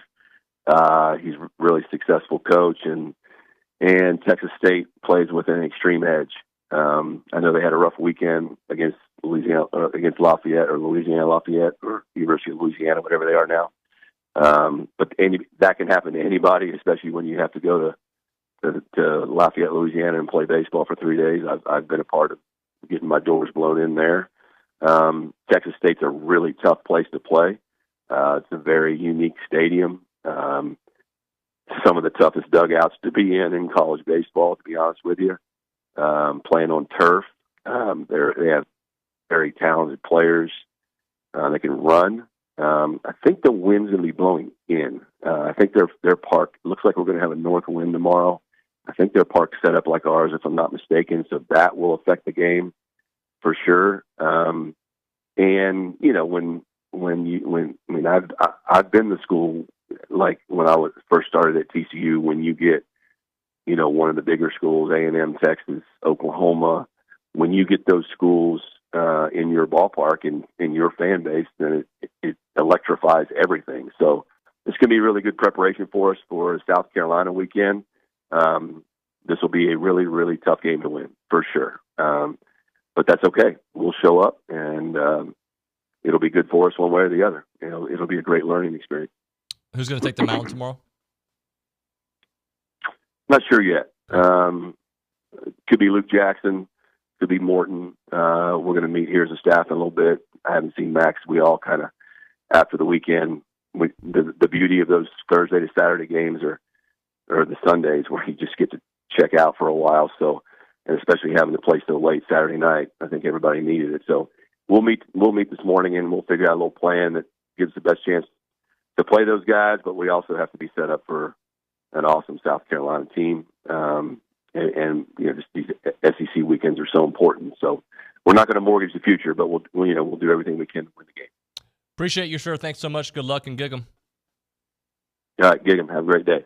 Jim Schlossnagle here. Always love talking to him. By the way, I'm looking at Texas State, just looking at their schedule. When they win, they score runs, guys, against App State. And I know some of these are not SEC teams, but just follow me here for a minute.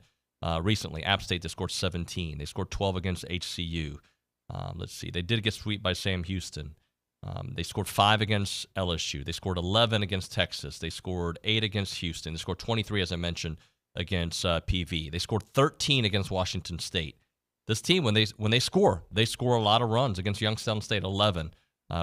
20 runs against Youngstown State in the first game of the season. So they offensively, they can mash, especially at home at these games that I'm looking at. So just something to keep an eye on for whoever does get to start tomorrow for A&M. All right, we'll hit a break here.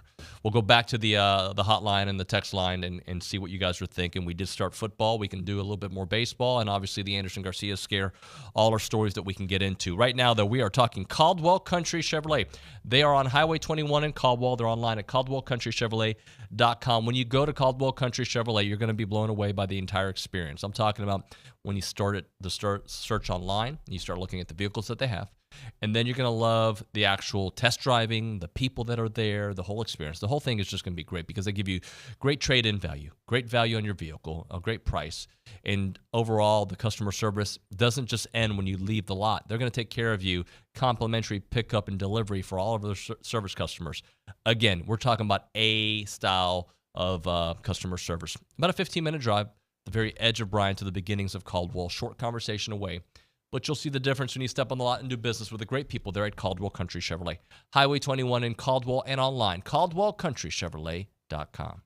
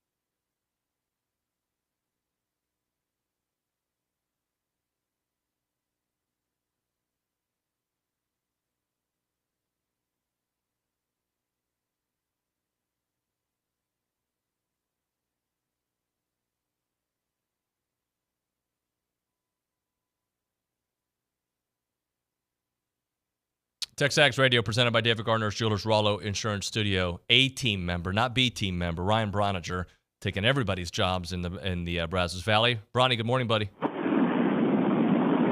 morning, David. How was your weekend? It was good. I drove down to Southeast Texas yesterday morning, got to see the family, and now I'm making the rounds down here, hitting some high schools today and tomorrow, and back in College Station probably later tomorrow evening. Awesome, man. Let's kind of wrap up the baseball weekend, the homestand, the 7-1. What are some areas that really excite you from this, what you've seen recently, and maybe some areas of concern, if there are any? Yeah, I think what's excited me most over the last, the homestand would be, we all knew what Gavin, Jace, and Braden were capable of and were probably going to do. Gavin was shrouded in a little bit more of a mystery than Jason and Braden just because he's a freshman, but he had a pretty good idea of what those guys were capable of because of their overall talent. But I think a lot of what has happened so far in this season and what's to come, the story could be written, is for what happens behind them. And I thought especially this past weekend against Auburn, Jackson Appel, Teddy Burton, and Hayden Schott were the stories of me and the lineup. And sneakily as well, Ollie Camarillo, who has climbed his average back in that 300 range to go along with playing stellar defense. So the stars have been stars offensively, but the supporting cast around them has also been very, very good. So, outside of the just wizardry of Evan Aschenbeck, and really I would start even adding Brad Rudis' name to that mixture there as well, because he's given up one run this year, and it was the home run there on Saturday. But I would say the story would be the 4, 5, 6, and 7 hitters for A&M being really, really solid and just keeping the line moving, putting together quality at bats. And when they do that, and I think that's when this A&M team has these big run outputs, is because it is because of Gavin, Jace, and Braden, but it goes to another level when you add those other guys in with it. Talking to Bronny here on TexAgs Radio, presented by David Gardner's Jewelers Rollo Insurance Studio. Bronny, are the home run numbers overall, I think what did we say it was, Nick? 56, I think, on the year. Are they around what you kind of thought at this point? They're actually a little bit behind, and it's a combination of a couple of things. They've played their fair share of Northwind games at Olsen Field, specifically a couple in the midweek, where that ballpark is unlike any other in terms of how it plays based on the direction of the wind. And if you get even a slight north wind there, you might as well add 150 feet to all those markings on the outfield wall, because the ball it doesn't leave the yard. So I think that, but they're also, and Coach Schlossnagle, I was listening, he mentioned this, he was talking about Teddy Burton going to another level. I also thought we'd get bigger home run outputs out of Teddy, out of Hayden Schott, Ryan Targach. I thought we'd get a little bit more from Blake Benderup, him being the opening day starter at first base. So even though they're, 56 home runs in 28 games, you start extrapolating that out to SEC tournament and potential regional games. You're going to, you could get into that 120, 125 area if they stay at that pace. But I think in order for them to do that, to get to that school record home run mark, those guys that have been good, Teddy, Appel, Schott, Targach, and Targach, I was really encouraged by his weekend. But in order for us to get to that home run record, David, those guys are going to have to hit a little bit more, and with Gavin, Jace, and Braden continuing to do what they've done. You heard Schloss talk about how rare it is to get a sweep in the SEC. Considering now A&M has to go on the road, just your thoughts on South Carolina. Obviously, there's Texas State before that, but SEC-wise, South Carolina and the difficulties of that matchup. Well, yeah, number one, South Carolina is really, really good, and much like a lot of the other teams in this league, if you look up in June and the Gamecocks are in Omaha, you shouldn't be surprised about it one bit. And I actually walked out of Bluebell Park on Saturday night thinking, man, I feel bad for Auburn. They're 1-8 in conference play. They've played 3 Omaha caliber teams, and they themselves, I would consider, like, you look at the record, and what your eyes tell you by looking at the record is one thing, but what your eyes tell you by watching Auburn play is another thing. Like, you watch them play, and you're going, there's certainly a world where that team gets hot and goes to Omaha. Like, they're really talented, and they're very versatile in how they can beat you. And I thought they ran some good arms at the Aggies, but South Carolina won't be any different, except for the fact that you're going to be playing them at their ballpark, and it's a ballpark where they have been sensationally good at. It's a great home field crowd, and it'll be, just like going to Florida. It'll be that similar of a test for the Aggies. And A&M didn't play bad at Florida. They didn't play great, but they didn't play bad. And you bought yourself a little bit of wiggle room now with this sweep of Auburn, but you'd like to go in there and I think if you can win on Friday night in the road in this league, it does a lot of things for you. Number one, it sets you up to win a road series, which is really hard to do. But number two, you go into the rest of the weekend going, all right, we got one win out of the way, so we held serve on the road. So you think you play with a little bit more freedom. But it's going to be a battle. It's going to be a grind to just get one in Columbia. And really, David, it's going to be a grind tomorrow night to get a W on the road against San Marcos, against the Texas State team, who plays with a massive chip on their shoulder, and especially when they get the big boys coming to their place. So I would expect that ballpark to be really rowdy, and I would expect A&M to have a dogfight on their hands, on the road in the midweek and then on the road the weekend. Brauninger, last thing for you. Have you paid attention to the big leagues, and are you worried about the Astros' 0-4 start? Yeah, I think the thing that worries me the most is they had bullpen questions coming into the year, and they're walking everybody, and they're not healthy on the pitching side. Swinging the bat, we know that comes and goes, so I'm okay with the lineup. I'm just really interested to see what happens with his pitching staff. And not the start the new manager would have wanted, and the biggest concern is the walks. That is Ryan Brauninger. Bronny, thanks, buddy. I'll see you on Wednesday. See ya. Hey, and great job this week. Thank you very much. Thank you. Ryan Brauninger. Didn't even get to listen to the compliment. He did a great job. That's my guy. All right, we'll hit a break. We'll come back. I'll talk to John Scheschuk here on TexAgs Radio. Right now, Milliken Reserve Time, farm-to-table community in College Station. Homes, trails, farms, wide open spaces. And their mission is to build a healthy community around nature. It's a great place. Awesome place to go just to hang out and be with your family. Easter Sunday picks. Hello. You should have gone. You can do Easter Monday, the day after. A great place. 2,600 acres of open space, farms, and trails. And the beauty is being together in nature will connect you and your family. That's a fact. You guys go for a walk together, throw the ball together, just hanging out and just absorbing that sunlight and being together and enjoying the area. You're going to love it. They got a great network of trails throughout a wooded landscape. It's a place for families to cherish for generation after generation. And all the animals you can imagine. We love to highlight the white-tailed deer, the songbirds, the rabbits, the turtles. And homeowners in Milliken Reserve sharing a legacy of conservation, which means generation after generation, you're going to come back to that pristine countryside place. And when you go there and you want to buy a lot there, you've got great areas. The real estate there, the creek, homes on 10-plus acre wooded estates. You've got the hollow in a private and gated community. You got the meadows that are responsive to that natural surrounding. You can learn more about the neighborhood and just the whole area at millikenreserve.com. Again, that website, millikenreserve.com.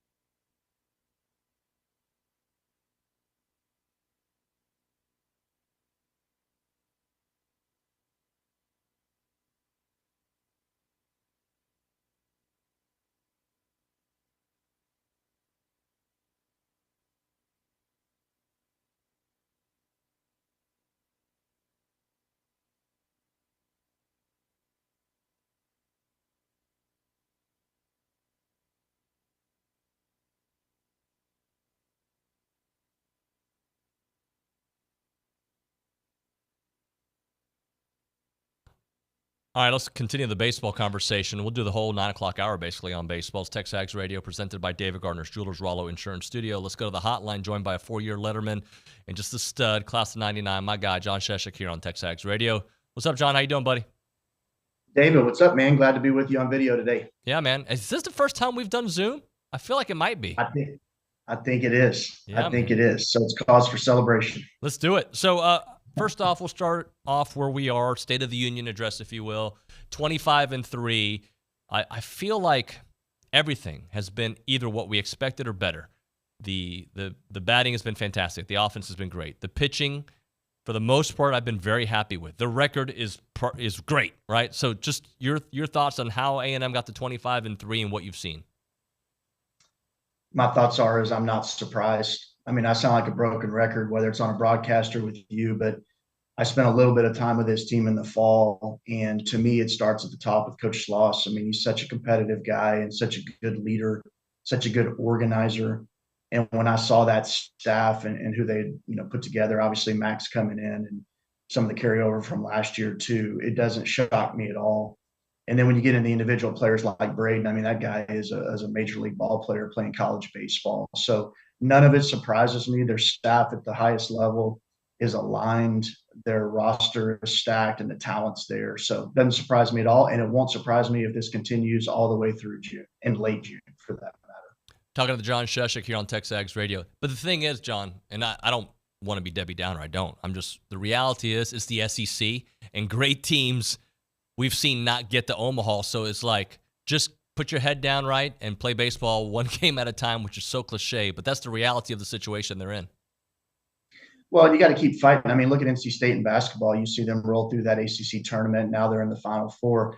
It's very similar to the baseball with the SEC and how tough the league is. I mean, don't count out Auburn. I've heard Coach Schloss and Bronny this morning talking about that club, and you never know if they catch fire and get on a roll come tournament time, they could be a very, very difficult out. So you're right. Things are going to happen, and some teams that you expect to go far are not going to, but vice versa is true. So what A&M's got to do is just stay with it one day at a time, and that's cliche, but it really is true. And I know they have that opening day mentality for every game. So you just got to stick with it and go throughout the season. But all of the signs show them being a very formidable club and a club that can continue to play for a really long time this season. To continue on that basketball trend, right, you still got a couple 1 seeds playing, right? You've got Purdue playing, and you know how good UConn is. So you, in that scenario, A&M potentially is one of those teams that all season long is going to be at the end because of what they've been able to do offensively and pitching-wise. No, that's exactly right. I mean, they've positioned themselves today to get that national seed. Of course, there's a lot of baseball to be played, but they're in that conversation right now without a doubt, and that should continue as time moves on. But, you just go back to their main players, and again, this has been talked about ad nauseum, but their superstars are doing what they do, and they're doing it very well. Braden's leading the charge with that. His numbers are just off the charts, literally. And then you get through to these role players that are starting to develop themselves as well. And then, of course, on the mound, you've got Aschenbeck, who's just been nails, and their starting pitching has been solid enough, like you described. So they're well positioned to get that national seed. I mean, I think they're on track for around 20 wins in the SEC. And if they do that they should be positioned for a national seed and be well positioned to make a deep run in the tourney. Talking to John Scheschuk here on TexAgs, Braden Montgomery. I mean, there's certain guys on this team that I feel like a broken record. Evan Aschenbeck's one of those that we'll talk about here in a minute. But, like, every week I'm like, I don't want to say surprised because he continues to do it, but I'm surprised that he's continued to do it at this level, like even against the SEC. 4 home runs this past weekend. Yeah, I think for him is his talent and his mentality and his work ethic, they all align. And I heard Coach Schloss say that earlier in his interview. You've got to have your superstar players that are the trendsetters, and clearly Braden is that guy. He's somebody that's going to put his money where his mouth is, or his mouth where his money is, whatever the cliche is.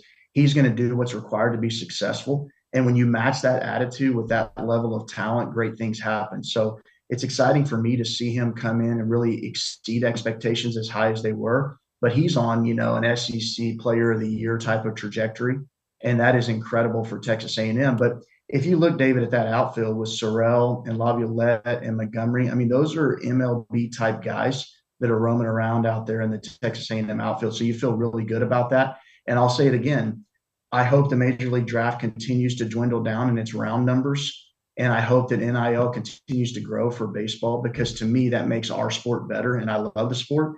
And to see those type of players on one team, I'm glad it's for Texas A&M, by the way, but to see those types of players on one team is really incredible, and fans should soak that up because it's a lot of fun to watch them.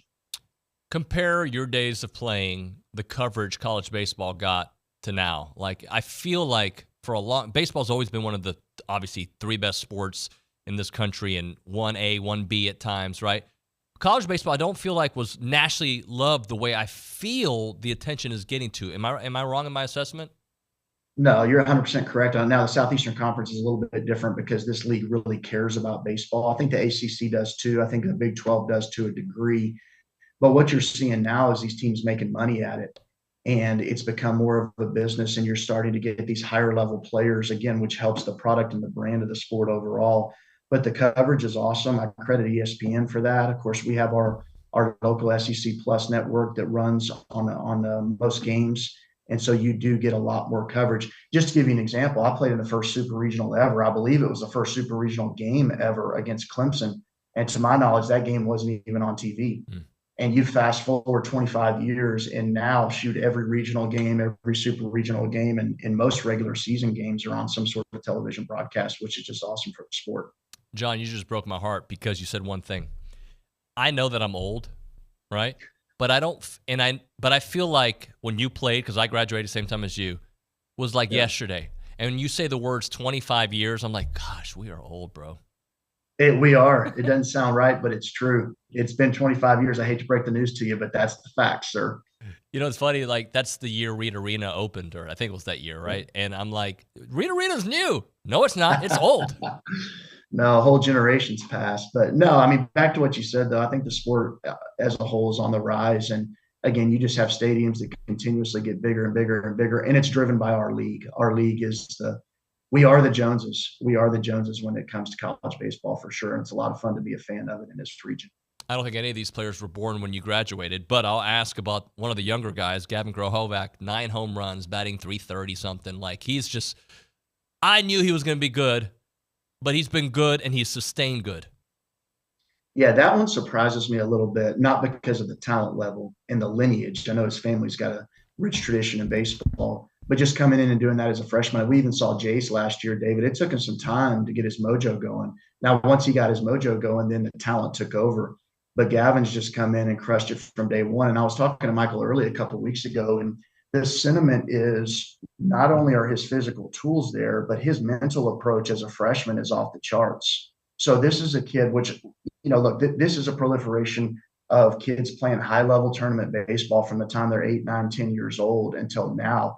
They're just so much more seasoned and cultured when it comes to the mental side of the sport.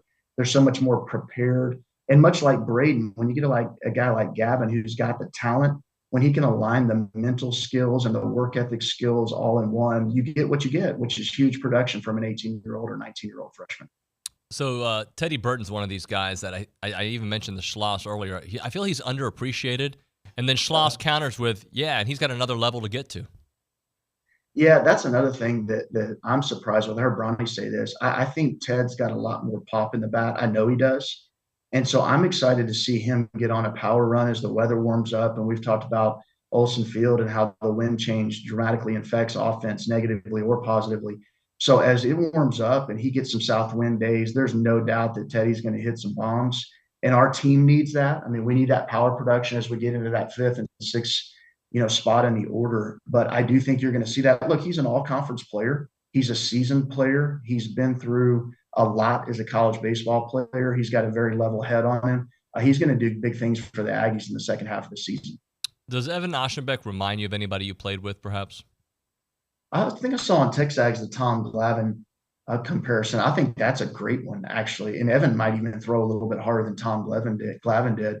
But for me, I always talk about Matt Ward. And Evan also throws harder than Matt Ward back in your day and my day. Matt was a strike thrower. I used to love watching him pitch because he'd throw 87 on the hands of a right-handed hitter.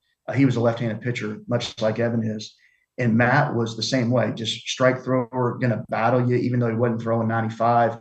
Evan kind of reminds me of that. But I talked to him a couple of weeks ago, too, before one of the games. And I just said, look, man, I appreciate what you're doing. Your consistency is impressive for a young person to watch him do that day after day after day. He's just a professional. I mean, he truly approaches it like a professional pitcher would, and it's exciting because he is nails when he gets out there. A&M's lucky to have him. Do you have any concerns when it comes to this team? Not really. I think, look, at the end of the day, playoff baseball comes down to who delivers in clutch moments on both sides of the ball. If you're on defense, you've got to get off the field when there's 2 outs, much like third down scenarios in football. You've got to get off the field when there's 2 outs and runners in scoring position. When you're on offense, you have got to get those hits with 2 outs and runners in scoring position. Of course, you got to play defense and you got to pitch well. You got to be complete in all phases of the game. But when it comes down to it in playoff baseball, you have to execute when it's the most pressure-packed situations. All right, let's close out with the game tomorrow, Texas State and South Carolina. Just another busy week. Your midweek is no guarantee. Obviously going to a tough place to play, and then South Carolina again on the road. Yeah, you always have to be ready for these Tuesday games against Sam or Texas State or any of these schools that are around Texas A&M. A lot of these kids would love to play for A&M, so they have that chip on their shoulder. They do really make it a big deal, as it should be. So I even remember back in my day, we would struggle in some of these games. So now I think it's more important as you're chasing that national seed. I heard Schloss say that they're not going to mortgage, the season for it, which obviously is the right approach. But you do have to be ready to go because Texas State's going to be ready. And then as you get into the South Carolina series, I mean, that's obvious. It's a road series. It's obvious you're going into a tradition-rich program who's won a lot. They're going to have big crowds there. And they've got a solid club. So they're going to have their hands full. And, I know the Aggies are up to the test, and you got to find a way to sneak 1 game out of there. And 2 is just an absolute bonus. But that's what the Aggies are faced with this week. So a tough week of baseball ahead of them. But the team's positioned pretty well. Mr. Scheschuk, thank you so much for your time, brother. We'll talk to you soon. See you, David. Thanks, man. Have a good day. You too, man. John Scheschuk bringing it here on TexAgs Radio. Let's hit a break here. When we come back, we will do Around Aggieland and hopefully get a couple sprinkles in from around the SEC, plus your phone calls. I don't know if we can fit this all in. I'm just going to muscle memory it through the brain. You can call us up, 979-693-1150. It's TexAgs Radio.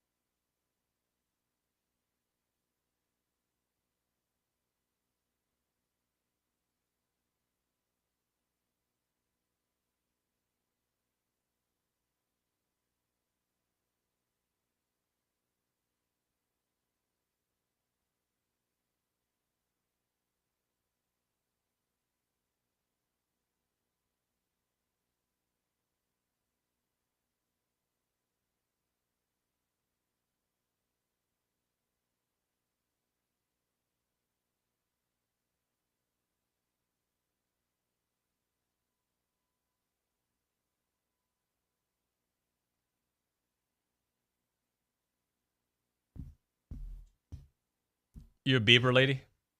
I was back in the I day. knew you Absolutely. were. This is a what the kids What call a way banger. to just come way out of left field there, Sean. That's impressive. I like I like that. See, I feel like I know Sean, and I'm the young one, young one that comes on. And well, you've seen Bieber's semi in the news, but not really in the news.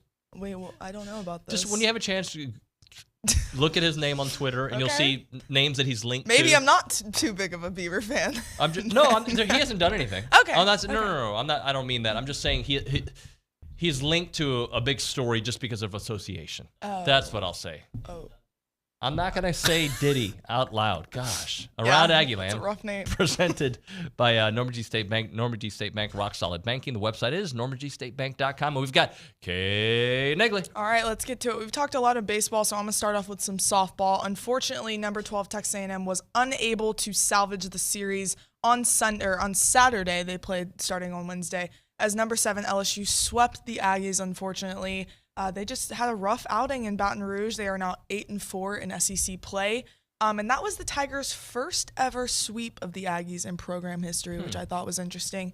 And Trisha Ford's crew will have Prairie View A&M on Tuesday before hosting a 3-game set with Kentucky this weekend. Some baseball, they moved up to number 3 in D1 Baseball's poll, which is great news. I'll take it. And then with a little help from Olsen Magic and a walk-off single by Ted Burton, Texas A&M swept Auburn to advance to 28-3, and then 6-3 in conference play. 25-3, my bad. Just a great outing all around. We got to watch that as a family on Friday night. It was a great game to go to. I had 4 homers in that one, so a lot of fun. And then they will have a stretch on the road heading to San Marcos to face Texas State, and then we'll head to Columbia for number 22 South Carolina this weekend. That should be a good one. Additionally, I know Matthew Dawson spoke on it a little bit earlier, but track and field ran 3 top 5 times in the world this year as they claimed 6 event wins, 11 all-time marks, and 25 personal bests across the Battle on the Bayou and the Stanford Invitational this weekend. They were on coast to coast, but hey, they're getting it done. And then, like he said, Sam Whitmarsh put the nation on notice with a season debut in the 800 meter. He ran a 1:44.46. The collegiate leading time ranks number 2 on the A&M all-time list and the 8th fastest in NCAA history and the number 4 mark in the world. What an accomplishment. How fast do you think you could run a 400 or a 800, David Nuño? An 800 at full speed. 800 is half a mile.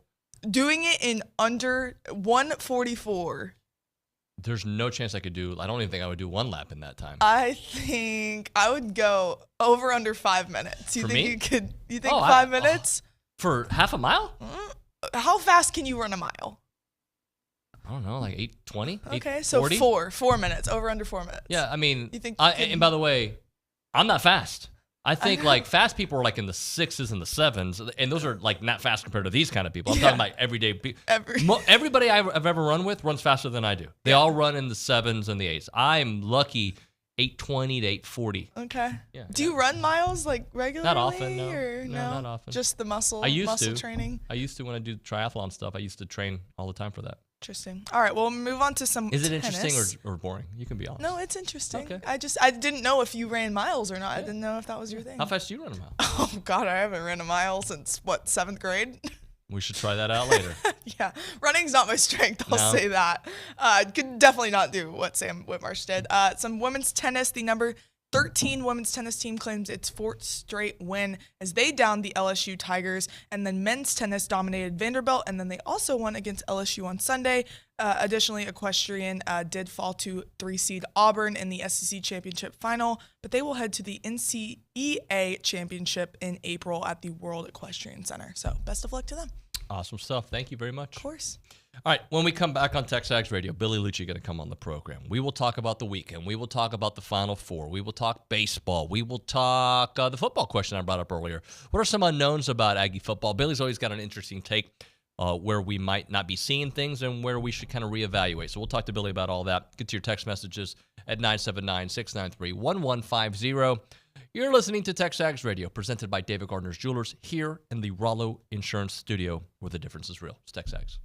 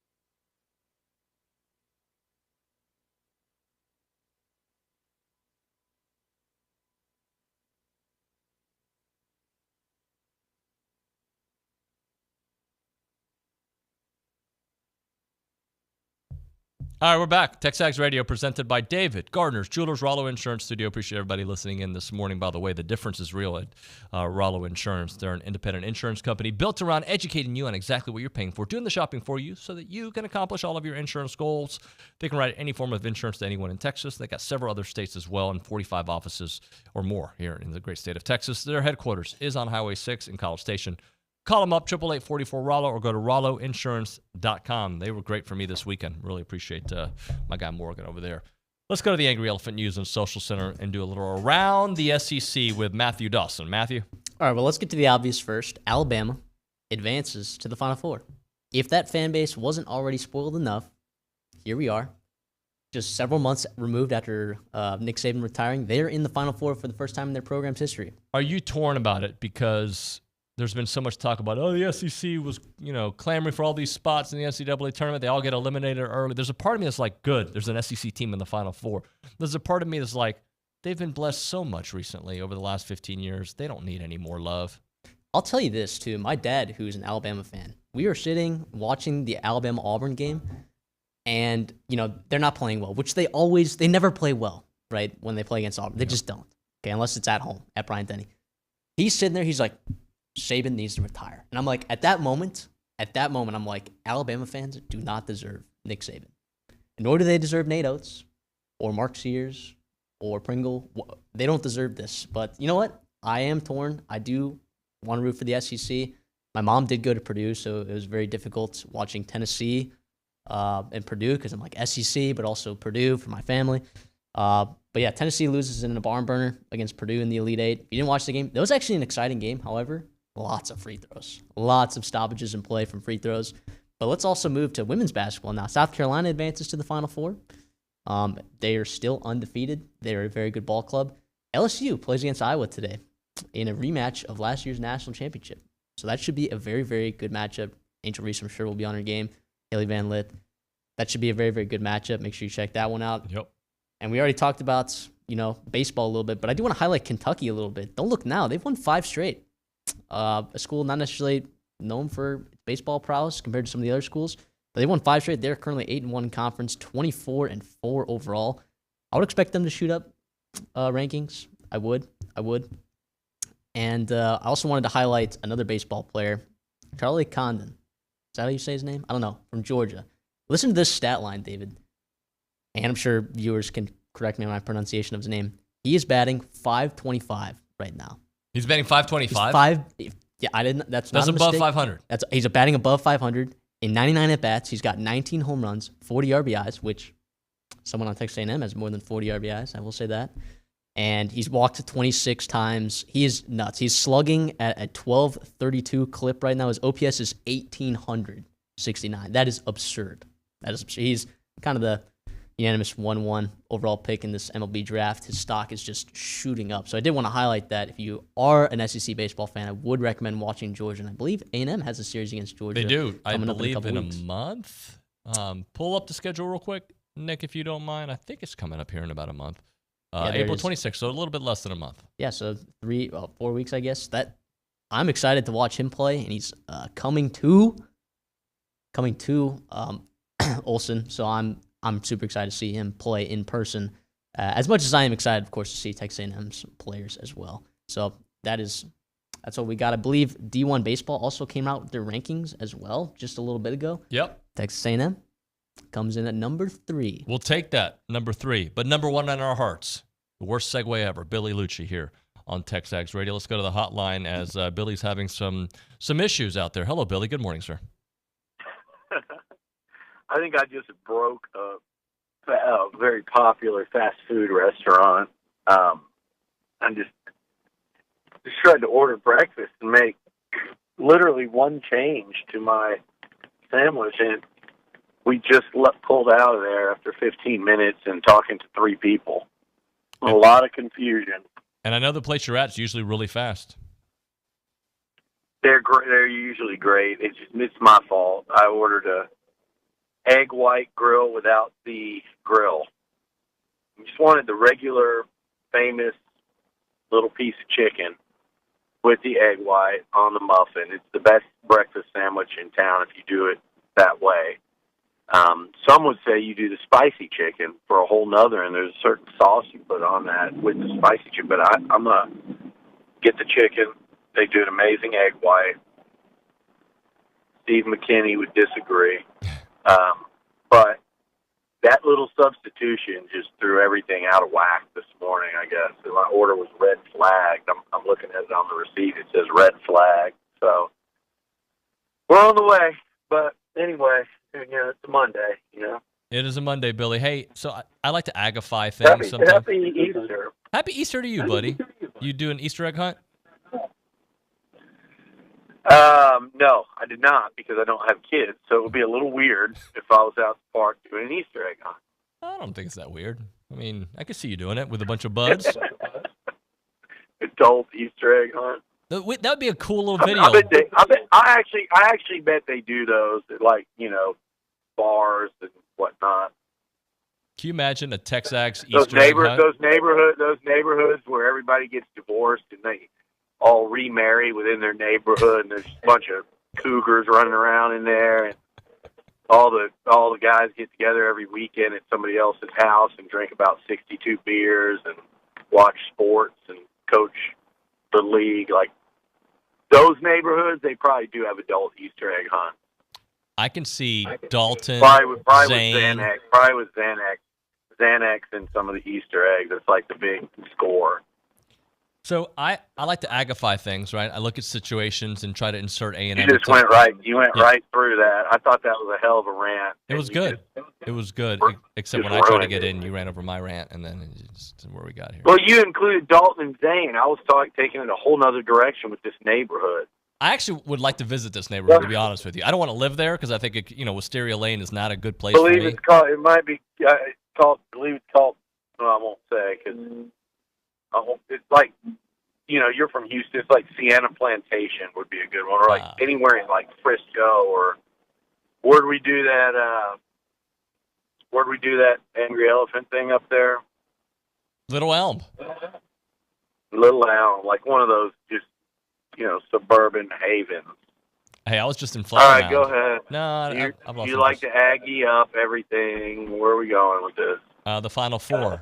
What could have been, buddy? No. What could have been? It's like that old little Texas song, What Might Have Been. I try not to think about what might have been, but it was hard not to. Now, in fairness, I think the ultimate what might have been is U of H.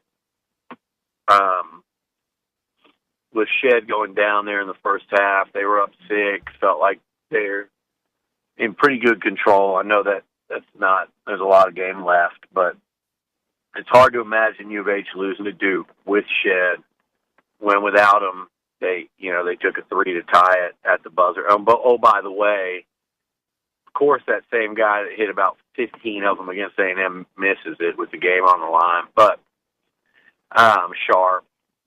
But U of H with the ultimate what if, right? And if we're going to go down this road, but now we move it on to A&M. Yeah, man, I absolutely, after watching that game, and look, we know that the Aggies, when they're off, to sit here and assume that anybody would be naive. But they hadn't been off in a while. And Wade was off against U of H, scored 21. He was absolutely off. He took him out. It's the best. 3 best defense. And yet the Aggies had a shot. Went to overtime. Just 5 minutes. That was, a day where they struggled to find it, particularly when and at the free throw line, and they still took Cougars to overtime with Shed. So, yeah,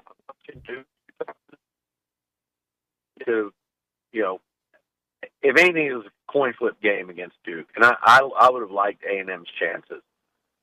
NC State has it freaking rolling, but damn. A&M versus NC State would have been fun to watch to go to a Final Four. Just long story short, I think had the Aggies got by U of H, that was the realest look because of competition, because of how the Aggies were playing. They would have been coming off a win over U of H. They'd have wins recently over Kentucky. They blew out what was a talked up Nebraska team. Like, I would have thought best look A&M's ever had at a Final Four had they got past that overtime. Just based on looking at that competition. It was in Dallas. Could you imagine the number of Aggies that would have descended there on Easter Sunday? That's about as tough as it gets. Well, Billy, I remember when the brackets came out, you were like, dude, I think if they can get past Nebraska, there's a path there. You saw it early. You were telling me from the very beginning. Well, I thought, and what I thought is no disrespect to NC State, because they're playing. No, they're going to run into UConn, right? Or no, that's Bama that runs into. Yeah, I mean, NC State could reach the final here. Who knows how they'll match up? Burns, will fare against Edie and Purdue, but from the outset, I thought Nebraska, U of H would be tougher, in my opinion, because of that Nebraska matchup. Not that they were better than these other two teams, but I thought U of H was easily the best team. Nebraska U of H was going to be tougher, in my opinion, than Duke Marquette. I did not think Marquette was that good, and NC State's better. I mean, they're better right now. And that's a great example, David. We spent all year hand-wringing and lamenting, and people started talking about four times in 5 years, no tournament. What does that mean? No tournament wins. They don't get that. We have to start learning, not learning because everybody knows it, but just acknowledging through your feelings and through your emotions that as long as you think you have the team that can do it, and like you said all year, like, man, when they're good, they're really good. As long as you have that team, until you're out of the tournament, until you know you're done, and maybe that would have been had they lost to, Georgia up there. Speaking of Little L, had they lost to Georgia that day, maybe then they're out of it. But until you're out of it, and by the way, that doesn't mean you're out of it because you can win your conference tournament. Look at NC State. NC State was an 87% free throw shooter away. They had it was at Duke that they were playing. Who were they? Virginia had an 87% free throw shooter on the line. If he makes that free throw, they go up 4 with about 10 seconds left. NC State's out in the conference semis. They probably don't make the tournament. They're in a Final Four, buddy. And that's what we have to, and just like with A&M, it was an up and down year. It was a solid non-conference slate. You started off conference poorly. You rallied after that 5-game losing streak. And look, they were a point away from being in at least a Sweet 16, if not a hell of a lot more. So I think if this ever happens again, and I know we want us to just see A&M compete for the SEC title, and that's the goal, and roll through. But, man, we've got to start looking at college basketball for what it is, and it's an opportunity for anyone with a, obviously your roster has to be built up to a level. But it's an opportunity for anyone to have a Cinderella season. And we see it almost every year now. So, again, next year, if the Aggies drop, hopefully, let's not say 5, but 3 in a row in conference, it is not the end of the world. If they finish 9-9 in conference, we're not rooting for that, guys. This is not moral victory lesson 101, as some of you losers like to say. But if they do, it's not the end of the world. Look at NC State. Look at what A&M almost was able to do this year. What were you thinking when you saw the initial report on Anderson Garcia? I didn't think anything. I didn't think it was true. I didn't think that Andy would portal. I mean, if he ultimately does, I'd be shocked. And his message was pretty emphatic and direct that he wasn't. But I've grown numb to the portal stuff, so almost nothing shocks you. But that one, it didn't really faze me. And luckily, did that happen while we were at baseball? Was that during a baseball game? Whatever was going on, by the time anyone had messaged me about it, the truth had already come out via Andy. So, yeah, that was, look, they need, and I worry, and this is not based on it, it's just me, like, there's football NIL. I think baseball is doing good in NIL. Everybody wants to do more. Football was way behind where people thought they were. I've told people from other universities, head coaches from other places around the country this offseason, and by that coaches, I mean literally 2 head coaches from other schools, 2 to 3 people that head up collectives at other places, and they're shocked. I don't feel it's appropriate or helpful to let anyone know what A&M does in NIL now, but what's past is past, and when I told them kind of what A&M was operating with a year ago, they were shocked. Football, that is. So football had a long way to go. I think they're very much on that path now. I worry a little bit about basketball in my own head because I'm like, who's out there? Who's the donor that just loves Aggie hoops, that has the money to? Because I think it's as easy a one to crack as any in terms of baseball might be the lowest total number that can win you championships. But basketball, the impact of 1 or 2 guys, that if Buzz can keep this core group together, and we know the names, and it's about 5 or 6 guys, right? Obviously, with Wade being at the top, you keep that group together, and you go add, and they're not only going to add 2, but if you could add a couple guys in the portal that are real impactful, like really impactful, go get proven high-end all-conference guys, preferably even from Power 5 if you want to. Then you look at Dalton Connect and you realize it sometimes doesn't matter.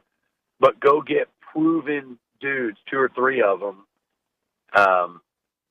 This team could be really, really good immediately, like as soon as those guys get on campus. So I don't know where that person is just to raise their hand up, because I think you can go around nickel and dime in NIL. And I say nickel and dime, that's no disrespect for the people that are nickel and dime in 25, 50 grand. That's not nickel and dime. 99% of the people listening go, that ain't nickel and dime. I wish I had that kind of money to donate to NIL. But they're the ones that do, to add up 25, 50,000 to get to 2, 2.5, 3. I don't know how much these higher end SEC programs are paying.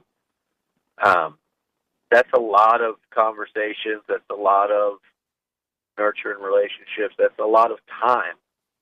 And they're on the road recruiting now. So I just don't know. That's one of those deals where they can probably go raise what they raise, but it might take someone sticking their hand up and going, I want to be playing on Easter next year. What can I do?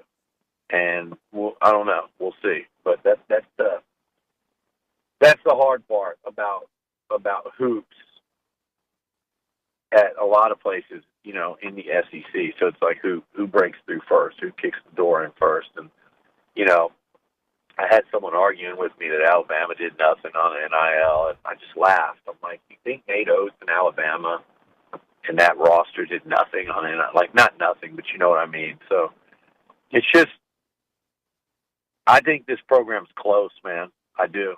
I really do. And I think the more I watched this tournament and watched A&M in the postseason, the more evident also, as well as they performed, how bad it hurt not having Marble. My God, that was a killer, David, this year. It was. And I'd love to see him come back. No update on the status, and I don't think anybody does. All right, let's hit a break here, Billy. We'll get you in the studio here in a second. Thanks, David. Thank you, sir. Billy Liucci on the hotline. We'll have him in the studio momentarily. Right now, we're talking Costa Vida. Got to say with the accent out there, obviously when you go to Olsen Field, go down that third base line, you're going to see great food, right? You're going to go to their concession stand there. You're going to order chili lime chicken. I don't speak for you. I'm just assuming you are. In this scenario, that's what you're going to order. Or maybe you'll order sweet pork burritos. Maybe you'll order sweet pork baja bowls. and chips and queso. You throw the and on there. And then you're like, you know what? I'm feeling good. I want a key lime pie. And, let's say it's cold. You're like, you know what? Throw on top of that Mexican hot chocolate. You can all do that there at Olson Field by getting Costa Vita's concession stand. You can do that, or you can go to the store in South College Station and have all the great stuff that they have out there, especially the home run combo that you can get there, which Jace Lavalette loves to get, and also number 12 Ryan Targach loves to get out there. That home run combo is an entree with sweet pork enchiladas. They're smothered in house-made queso and rice and beans, and a large drink for $11.99. It is great. Go say hi to Holly when you go out there in Costa Vita. Fresh Mex done the right way, where every ingredient matters. The the address is 4501 Mills Park Circle in College Station. Again, that is 4501 Mills Park Circle in South College Station. They are Aggie owned and operated. They are great. It's Costa Vita.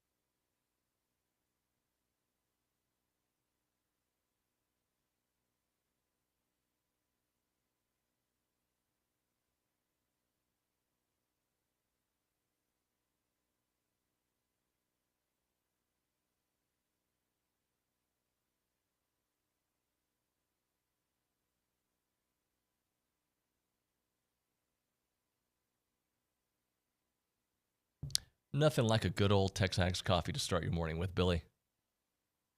It is good. Good morning, sir. How are you? I already said hi to you. I don't know. I'm doing it again. It's good to see you Good in person. to see you in person, Dave. Yes, sir. A couple different things I wanted to get into. Why don't we do this segment here, since it's a little bit shorter of a segment? You know, we got to hit a couple topics here over the next half hour. Let's talk baseball to start things off, and just they continue to do what we expect them to do, and even when they find a little bit of adversity, they figure things out. We saw it a couple times this weekend. We've seen it this year a couple times. Whenever they get faced with adversity, they knuckle up. Baseball, I mean, it's SEC baseball. There's going to be a ton of adversity.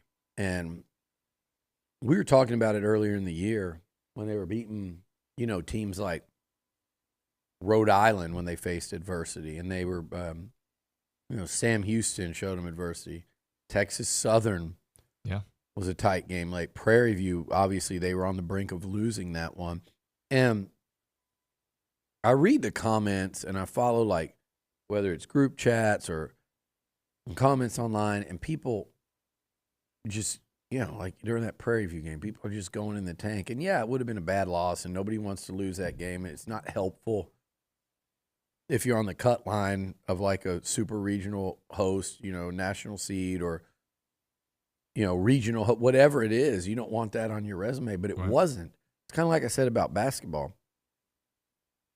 Just because you're playing bad, it doesn't have to mean you lose that game because you're down in the seventh inning and you're struggling. And when you win those games late, like they have been doing, it sets you up to do this. It sets you up to do like they did against. It sets you up to do. I wish people saw that. It sets you up to do like they did against Auburn. Yeah, because they've been there. It's. Look, you're the workout guy, right? Muscle memory. Mm-hmm. You have to have gone through it. You have to win prove it. to yourself that you can. You got guys up and down the lineup that have had clutch at bats late, whether it's getting a hit, getting a home run, driving in a run, walking to lead off an inning. Mm-hmm. These are the things that they add up over the course of the season. So when you're beating bad teams close, you don't want to do that every game to where you start to go, damn, maybe they're just not a good team because they're bad.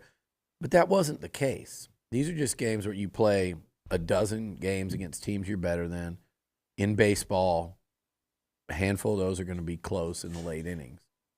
A&M basically always found a way to win those games. And then they finally got caught in a couple of really close ones against a top 10 Florida team on the road. Mm-hmm. And they've since recovered to win 5 out of 6 SEC games at home. To sweep Auburn is massive right now. You look at those league standings. Arkansas is 8-1. Arkansas is 5-1 against real teams in this conference. Unfortunately, the Aggies will not be able to play 1-8 Missouri. You look at those standings, please, and there's 1-8 Auburn on the bottom here. Do you know what that 1-8 Auburn is? That 1-8 Auburn lost couple of really close games to A&M, including an extra inning, and they lost 2 of 3 to Arkansas. Correct. Including two 1-run games, and then beat them. They're Arkansas's one loss. So Auburn might be the most hard luck team. And for those again, baseball's another sport. Like A&M's looking good right now. They're about to go play a really tough South Carolina team on the road. They're playing Vandy at home. Now, if I'm betting my money, I'm putting it on the Maroon and White right now because, again, if they go get one in Columbia, it's not like I don't know if I'd call it a check mark, but that's the first goal is to go get one. Then you try to win that series.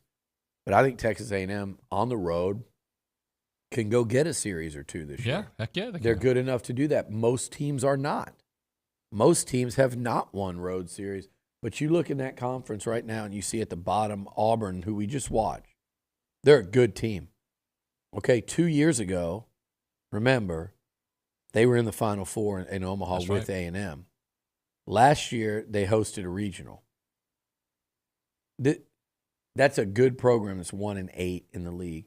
LSU won the national freaking title last year They're 2-7 in the conference right now with a couple of really tough series coming up. So to jump out 6-3 and win 5 out of 6 against the likes of Mississippi State and Auburn, that's really promising. And it's good to be playing this caliber of baseball early on because you need it. You can't dig yourself a hole like A&M kind of found themselves in last year. I think, what were they? Were they 2-4 in the first 2 series? And sounds right. And one of them was LSU. It's tough. So they're in the hunt. They get Arkansas at home this year. I don't know if Kentucky will sustain that, although they've done a real good job there in recent seasons. But I don't know if they'll sustain that 8 out of 9 pace. Arkansas is the best team in the country right now. A&M's moved into third, and I think deservedly so. Now, non-conference, people were questioning who the Aggies were playing, what the level of competition was. I wasn't worried about it because, like I kept saying, you watch baseball, you know what really good baseball looks like. You watch any sport ever in your life, you know that those top 3 guys in your order can absolutely mash. You watch and you see all the switch hitters. You see how some of these transfers are hitting that they've brought in. You look at the pitching, how improved it's been and I know Auburn rocked them a little bit. I said Friday to Bronny, I think we're going to have a long weekend of some shootouts, and that's exactly what we got. I mean, Auburn scored 8 and 9 the final 2 games. Yet somewhere in there, A&M did get some good pitching performances. Well, and it's tough in this league, man. The margins are so thin that you think about this series with Auburn, and then you go back to Florida, how easily A&M could have won that series. The chances were there. That's this weekend. We're going to see the exact same thing when you go to South Carolina. I don't think A&M – I know they're going to wish they won that series in Gainesville, and they easily could have. But I don't think there's that set yet, like basketball with Vandy or Arkansas or that Ole Miss finish there at the buzzer. Like right now at 6-3, I think you look at their record and you look at them and say, yeah, they're about where they should be. I mean, they've won close games. They've lost close games. This game the other night, with how much both teams poured into it, man, you did not want to lose that one if you're A&M. You're that close to the sweep. You were up 9-8, top of the 8th. You had 2 more at-bats to go. Or was it the 9th even? I think it was the 8th. But you're trying to just hang on there, and to come that close to a sweep and play till midnight and go through all that pitching and not get it would have been pretty rough.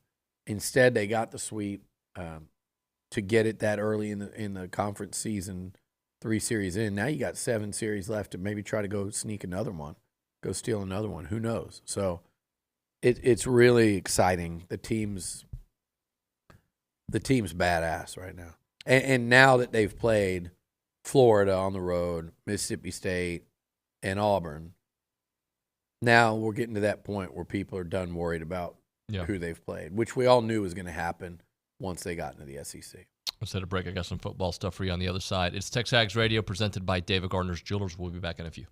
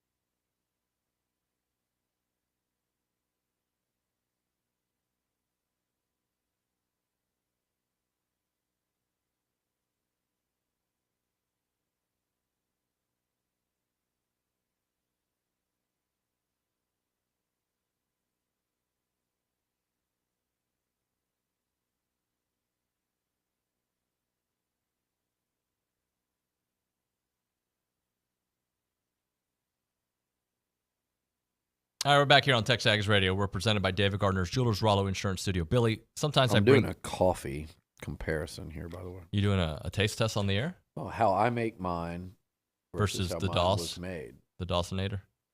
So we'll see. That's the amount of that's not a lot. Not a lot of cream in there. Okay, yeah. Go ahead. Anywho, David. so sometimes I like to bring up when OB and I go through a topic, I like to bring it back to you because you see things differently, right? Yeah, different. Biggest unknowns for Aggie football. Wouldn't have anything to do with not having another topic to bring up. Oh, I can give you another topic. No. But biggest unknowns for Aggie football in 24. And I put, for me, there's a few that I had on the list, but like wide receiver room, it's unknown. Yeah. I think cornerbacks, unknown. And the other, let's see if I got my list up here. And the other one I have on here is the offensive line. Are they going to be above average? We don't know because it's a lot of the same personnel. I think there are a ton of unknowns on this football team, and there's a lot of reason to be optimistic. I think deep down, if you really start looking positionally and you go, they don't have anyone proven in the backfield, like to say like all SEC candidate at running back. They don't have that. Do I think Ruben Owens can be that? Yes. Do I think Le'Veon Moss looks really good physically? You know, people have spent so much time this offseason worrying about what he's putting on social media. Le'Veon's out there practicing. I saw him the other day. He looks the part now. That weight room has been good to him, and he's running hard. So, like, but do they have a proven back coming back that's an all-SEC contender? No. You mentioned the offensive line. I'm 1,000% convinced the talent is there. I'm so encouraged by what the players and even the players' parents are saying about Cushing, how he's pushing them, but also it's just such a different delivery and approach. And also that you heard Trey Zune talking about it the other day, and just kind of easier to do what they're being asked to do, let's say, both mentally and physically. Right. I'm encouraged. That's clearly an unknown. At tight end, Donovan Green had a great freshman year. We're still within a year of him tearing his ACL. That's an unknown. I really like the transfer from Fresno State. The more I watch him, Jaden Platt has a lot of potential. You know, he was banged up a little in the early offseason. I love that Theo going now really adjusting to college football, you know, American football in the United States. But I like the potential there. Transfer from Purdue. Grant Miller is a big guy that can catch.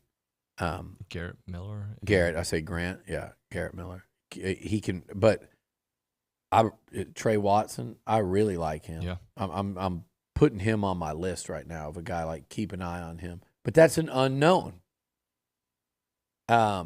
Quarterback's not an unknown with Wigman, Henderson, Reed. Marcel's still slinging it. I need to get him on. I want to get him on this week. I want fans to hear his story and listen to him. He's a great kid. But the unknown is Connor's injury. I think it's fine. I mean, everyone I've talked to, you know, I think I've said this a million times. If spring ball started a month from now, it wouldn't even be a discussion point. It's just that when you have that kind of injury and then that ensuing surgery and you're off your foot for that long, you just got to build up that muscle around it and everything. Takes time. And but he's going to be perfectly fine, and he's out there practicing every day. There's a little unknown there because we saw Connor for 4 games. I don't think there's any unknown in my mind about it, but there are other schools that are going to return quarterbacks that have started 1-2 full seasons. They're all conference picks already. You know, who are some of the returnees? I mean, even Jackson Dart being a guy in specific. Texas got Quinn Ewers. Do I think a healthy Connor Wigman can do what those guys can do? Absolutely. Yes. Yeah. I've seen a small body of work that tells me that, and I also think he could do it. You know, Jalen Milroe, another one. Milroe, Milroe's kind of, I think, the wild card in the whole SEC this year because he's a winner. He proved it. He's a warrior. He got so much better as a passer as the year went on, and now he's being coached in this DeBoer Grubb, or I guess Grubb left, didn't he? Yeah, the DeBoer offense. He's kind of a wild card, Nuño. Like, I'd be really fascinated to see how good or great Milroe can be this year. But point being, they just don't have all that experience there, and your starter's coming off a season-ending injury. So as much as we know what Connor can do and believe in it, it's still not what other teams are working with in terms of, yeah, here's my starter going in. Jackson Dart, here's my starter going into his third year. Yeah. That just led a 10-win season. So. And Connor technically is, yes, entering his third year of playing, but he's only played 12 games. And then at wide receiver, like. It's hard to replace Anias and Evan. Noah, Moose, and Jade Walker, plus I really like the couple transfers coming in Allen and Barber, particularly Allen, but that's a lot of unknown at receiver. I mean, those guys have all. I love the way Walker finished the season, so damn encouraging, and he's a leader and a winner. Moose has had some spectacular moments in his career, and you just hope you got a new receivers coach, you've got a new offense. We know what his potential is. Yes. And then with Noah, it's just been a matter of, he's got to stay healthy. We know what he can do when the football's in the air and going his way. I love the potential of that group, but again, they don't return a proven all-conference contending wideout. So across the board on offense, I think there's uncertainty and question. On defense, these transfer linebackers physically out there look good. We know what Torian York can do, but let's not act like linebackers not a question. You don't lose Edgerrin Cooper and not have questions. We love what they return on the D-line. That's the one position where you go, I don't really think that's a question. It's just a matter of what do guys like Malik Silla, Rylan Kennedy, Cassius Howell, like what do they bring off the edge? Is that add a whole new dimension to this thing? Corner you mentioned. I think there's a massive question mark there, but I'm beyond excited about what I see out there at that position. There's so many options. There's so much potential depth. There's so much football that's been played, from Tyreek Chappelle to all those guys that have transferred in, all the way down to a guy that hasn't played a ton of football but is probably among the most talented athletes on the team in Ricks. Safety, probably less questions there, although you lost Gilbert and Matthews. So who's truly proven at A&M back there? It's really just Bryce. But you've got a lot of, I think, attractive, good-looking options out there we've watched. So I think there are question marks at damn near every position on the field, but I also think with what they've done through the portal, combined with what they have coming back, combined with the freshness of a new coaching staff, I'm excited about the answers at really every position. Right. We could go through and do exactly what I just said and say, why are you excited to find out the answer? And I've got multiple reasons at each position. So to me, when I'm out there every day, it's really refreshing watching this football team right now, watching how they're being coached, watching the style, the physicality of it when they get going. Like I'm excited about the opportunity here, but to sit here and act like there aren't questions, like I think Mike Elko and the coaching staff and probably even the players would laugh if you said, yeah, everything's settled. There's no unknowns out there with this football team. I think this team is probably as big an unknown as there will be in the Southeastern Conference this season. What is known? I think what's known is that if you get Connor Wigman all the way back, which they're going to, again, they're going to. When that happens, I think what's known is you have the potential to have a breakout star at quarterback. I think what's known is they've got a ton of experience and real depth on the offensive line. Yep. And options, like Cushing's going to have some fun trying to fill it out. I think what's known is they have some real skill talent. Again, like I said, it's just unproven.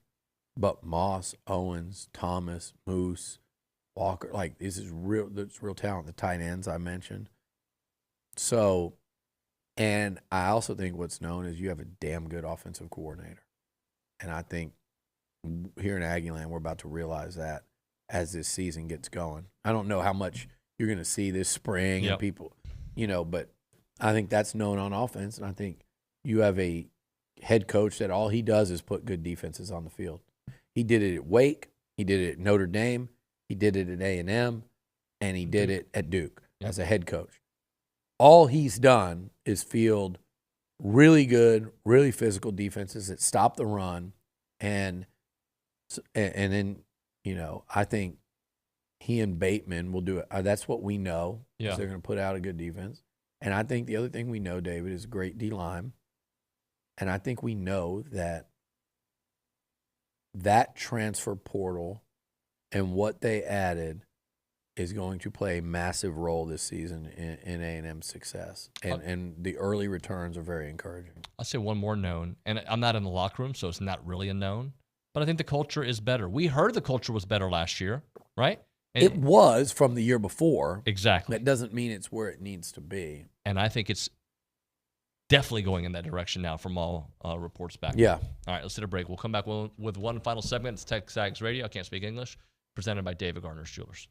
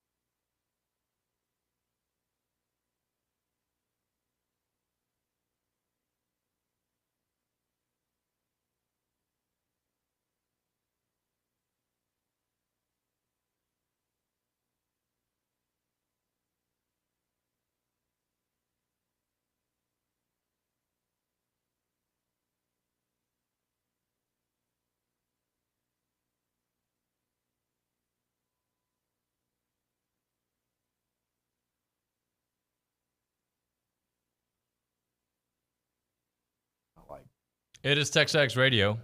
We are presented by David Gardner's Jewelers, Rollo Insurance Studio. Let's go to the Angry Elephant News and Social Center. I know we have some final text messages to kind of close out. What? Double Dave, somebody. Oh, that's right. Let me thank you. See, Nick, this is why you get just paid. told you. He did. You're like my mom. Yeah. Sorry about that. It's time to end the day with Double Dave's. Caller number 12, 979-693-1150. We'll hook you up with your choice of a dozen pepperoni rolls or a large one-topping pizza from Double Dave's. They've been serving Aggieland since '84 with your favorite pizza and world-famous pepperoni rolls. Reliable in-house delivery, bringing piping hot goodness straight to your door. Just click on doubledaves.com, and your favorites are on their way. As a cheese reminder, rolls. They're not open on Mondays, though. Double Dave's is closed on Mondays. Uh-huh. Had no idea. Yeah. All right. I was going to go today. When you were reading, that literally worked on me. I was like, those cheese rolls are incredible there. I get them without the pepperoni. We'll do it tomorrow. Okay. You're letting your hair out, man. You're growing it out. Just sometimes it grows. Yeah. I think it looks better than like that. Oh, thank you, than sir. when you're trying to look like Army man. Volkanovski or Army, or some UFC. You kind of got a little Volk look to I got a little Volk. He's not a very handsome guy, so I don't mean thanks, it like Billy. that. God, I mean, I'm just trying to make you sound like a good fighter. Oh, I think I would get my butt kicked in 90% of scenarios, except against you. Matthew, what do we get? Well, Sean Texture believes that Pendergast. Tell you who I am going to fight is whoever the guy is on TexAgs. Let's start a thread talking about Liucci looks old. Who said? I'm sorry.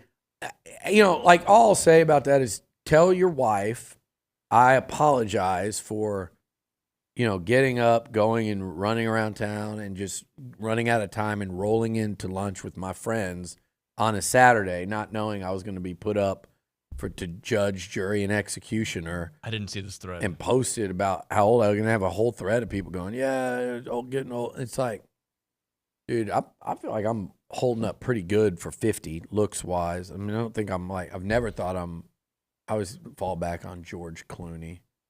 We'd all love to look like George Clooney, but you don't. But that hurt. I mean, it's just crazy. I've never understood the logic of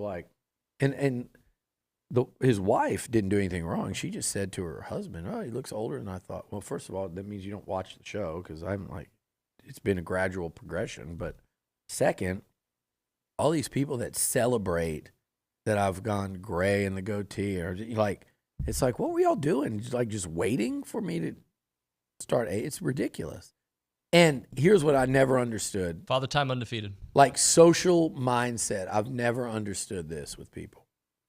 The thought of, well, I'm going to go on Billy Liucci's TexAgs Premium and tell a story about how my wife saw Billy and was shocked by how old Billy looked. Keep it to yourself. And it's impossible for people to do that anymore. It really is. But anyway, I will put the eye stuff on next time I go out of the house. Go back to Gringos. I promise I'll look younger. You're looking younger right now. You dress young. We'll see you next time.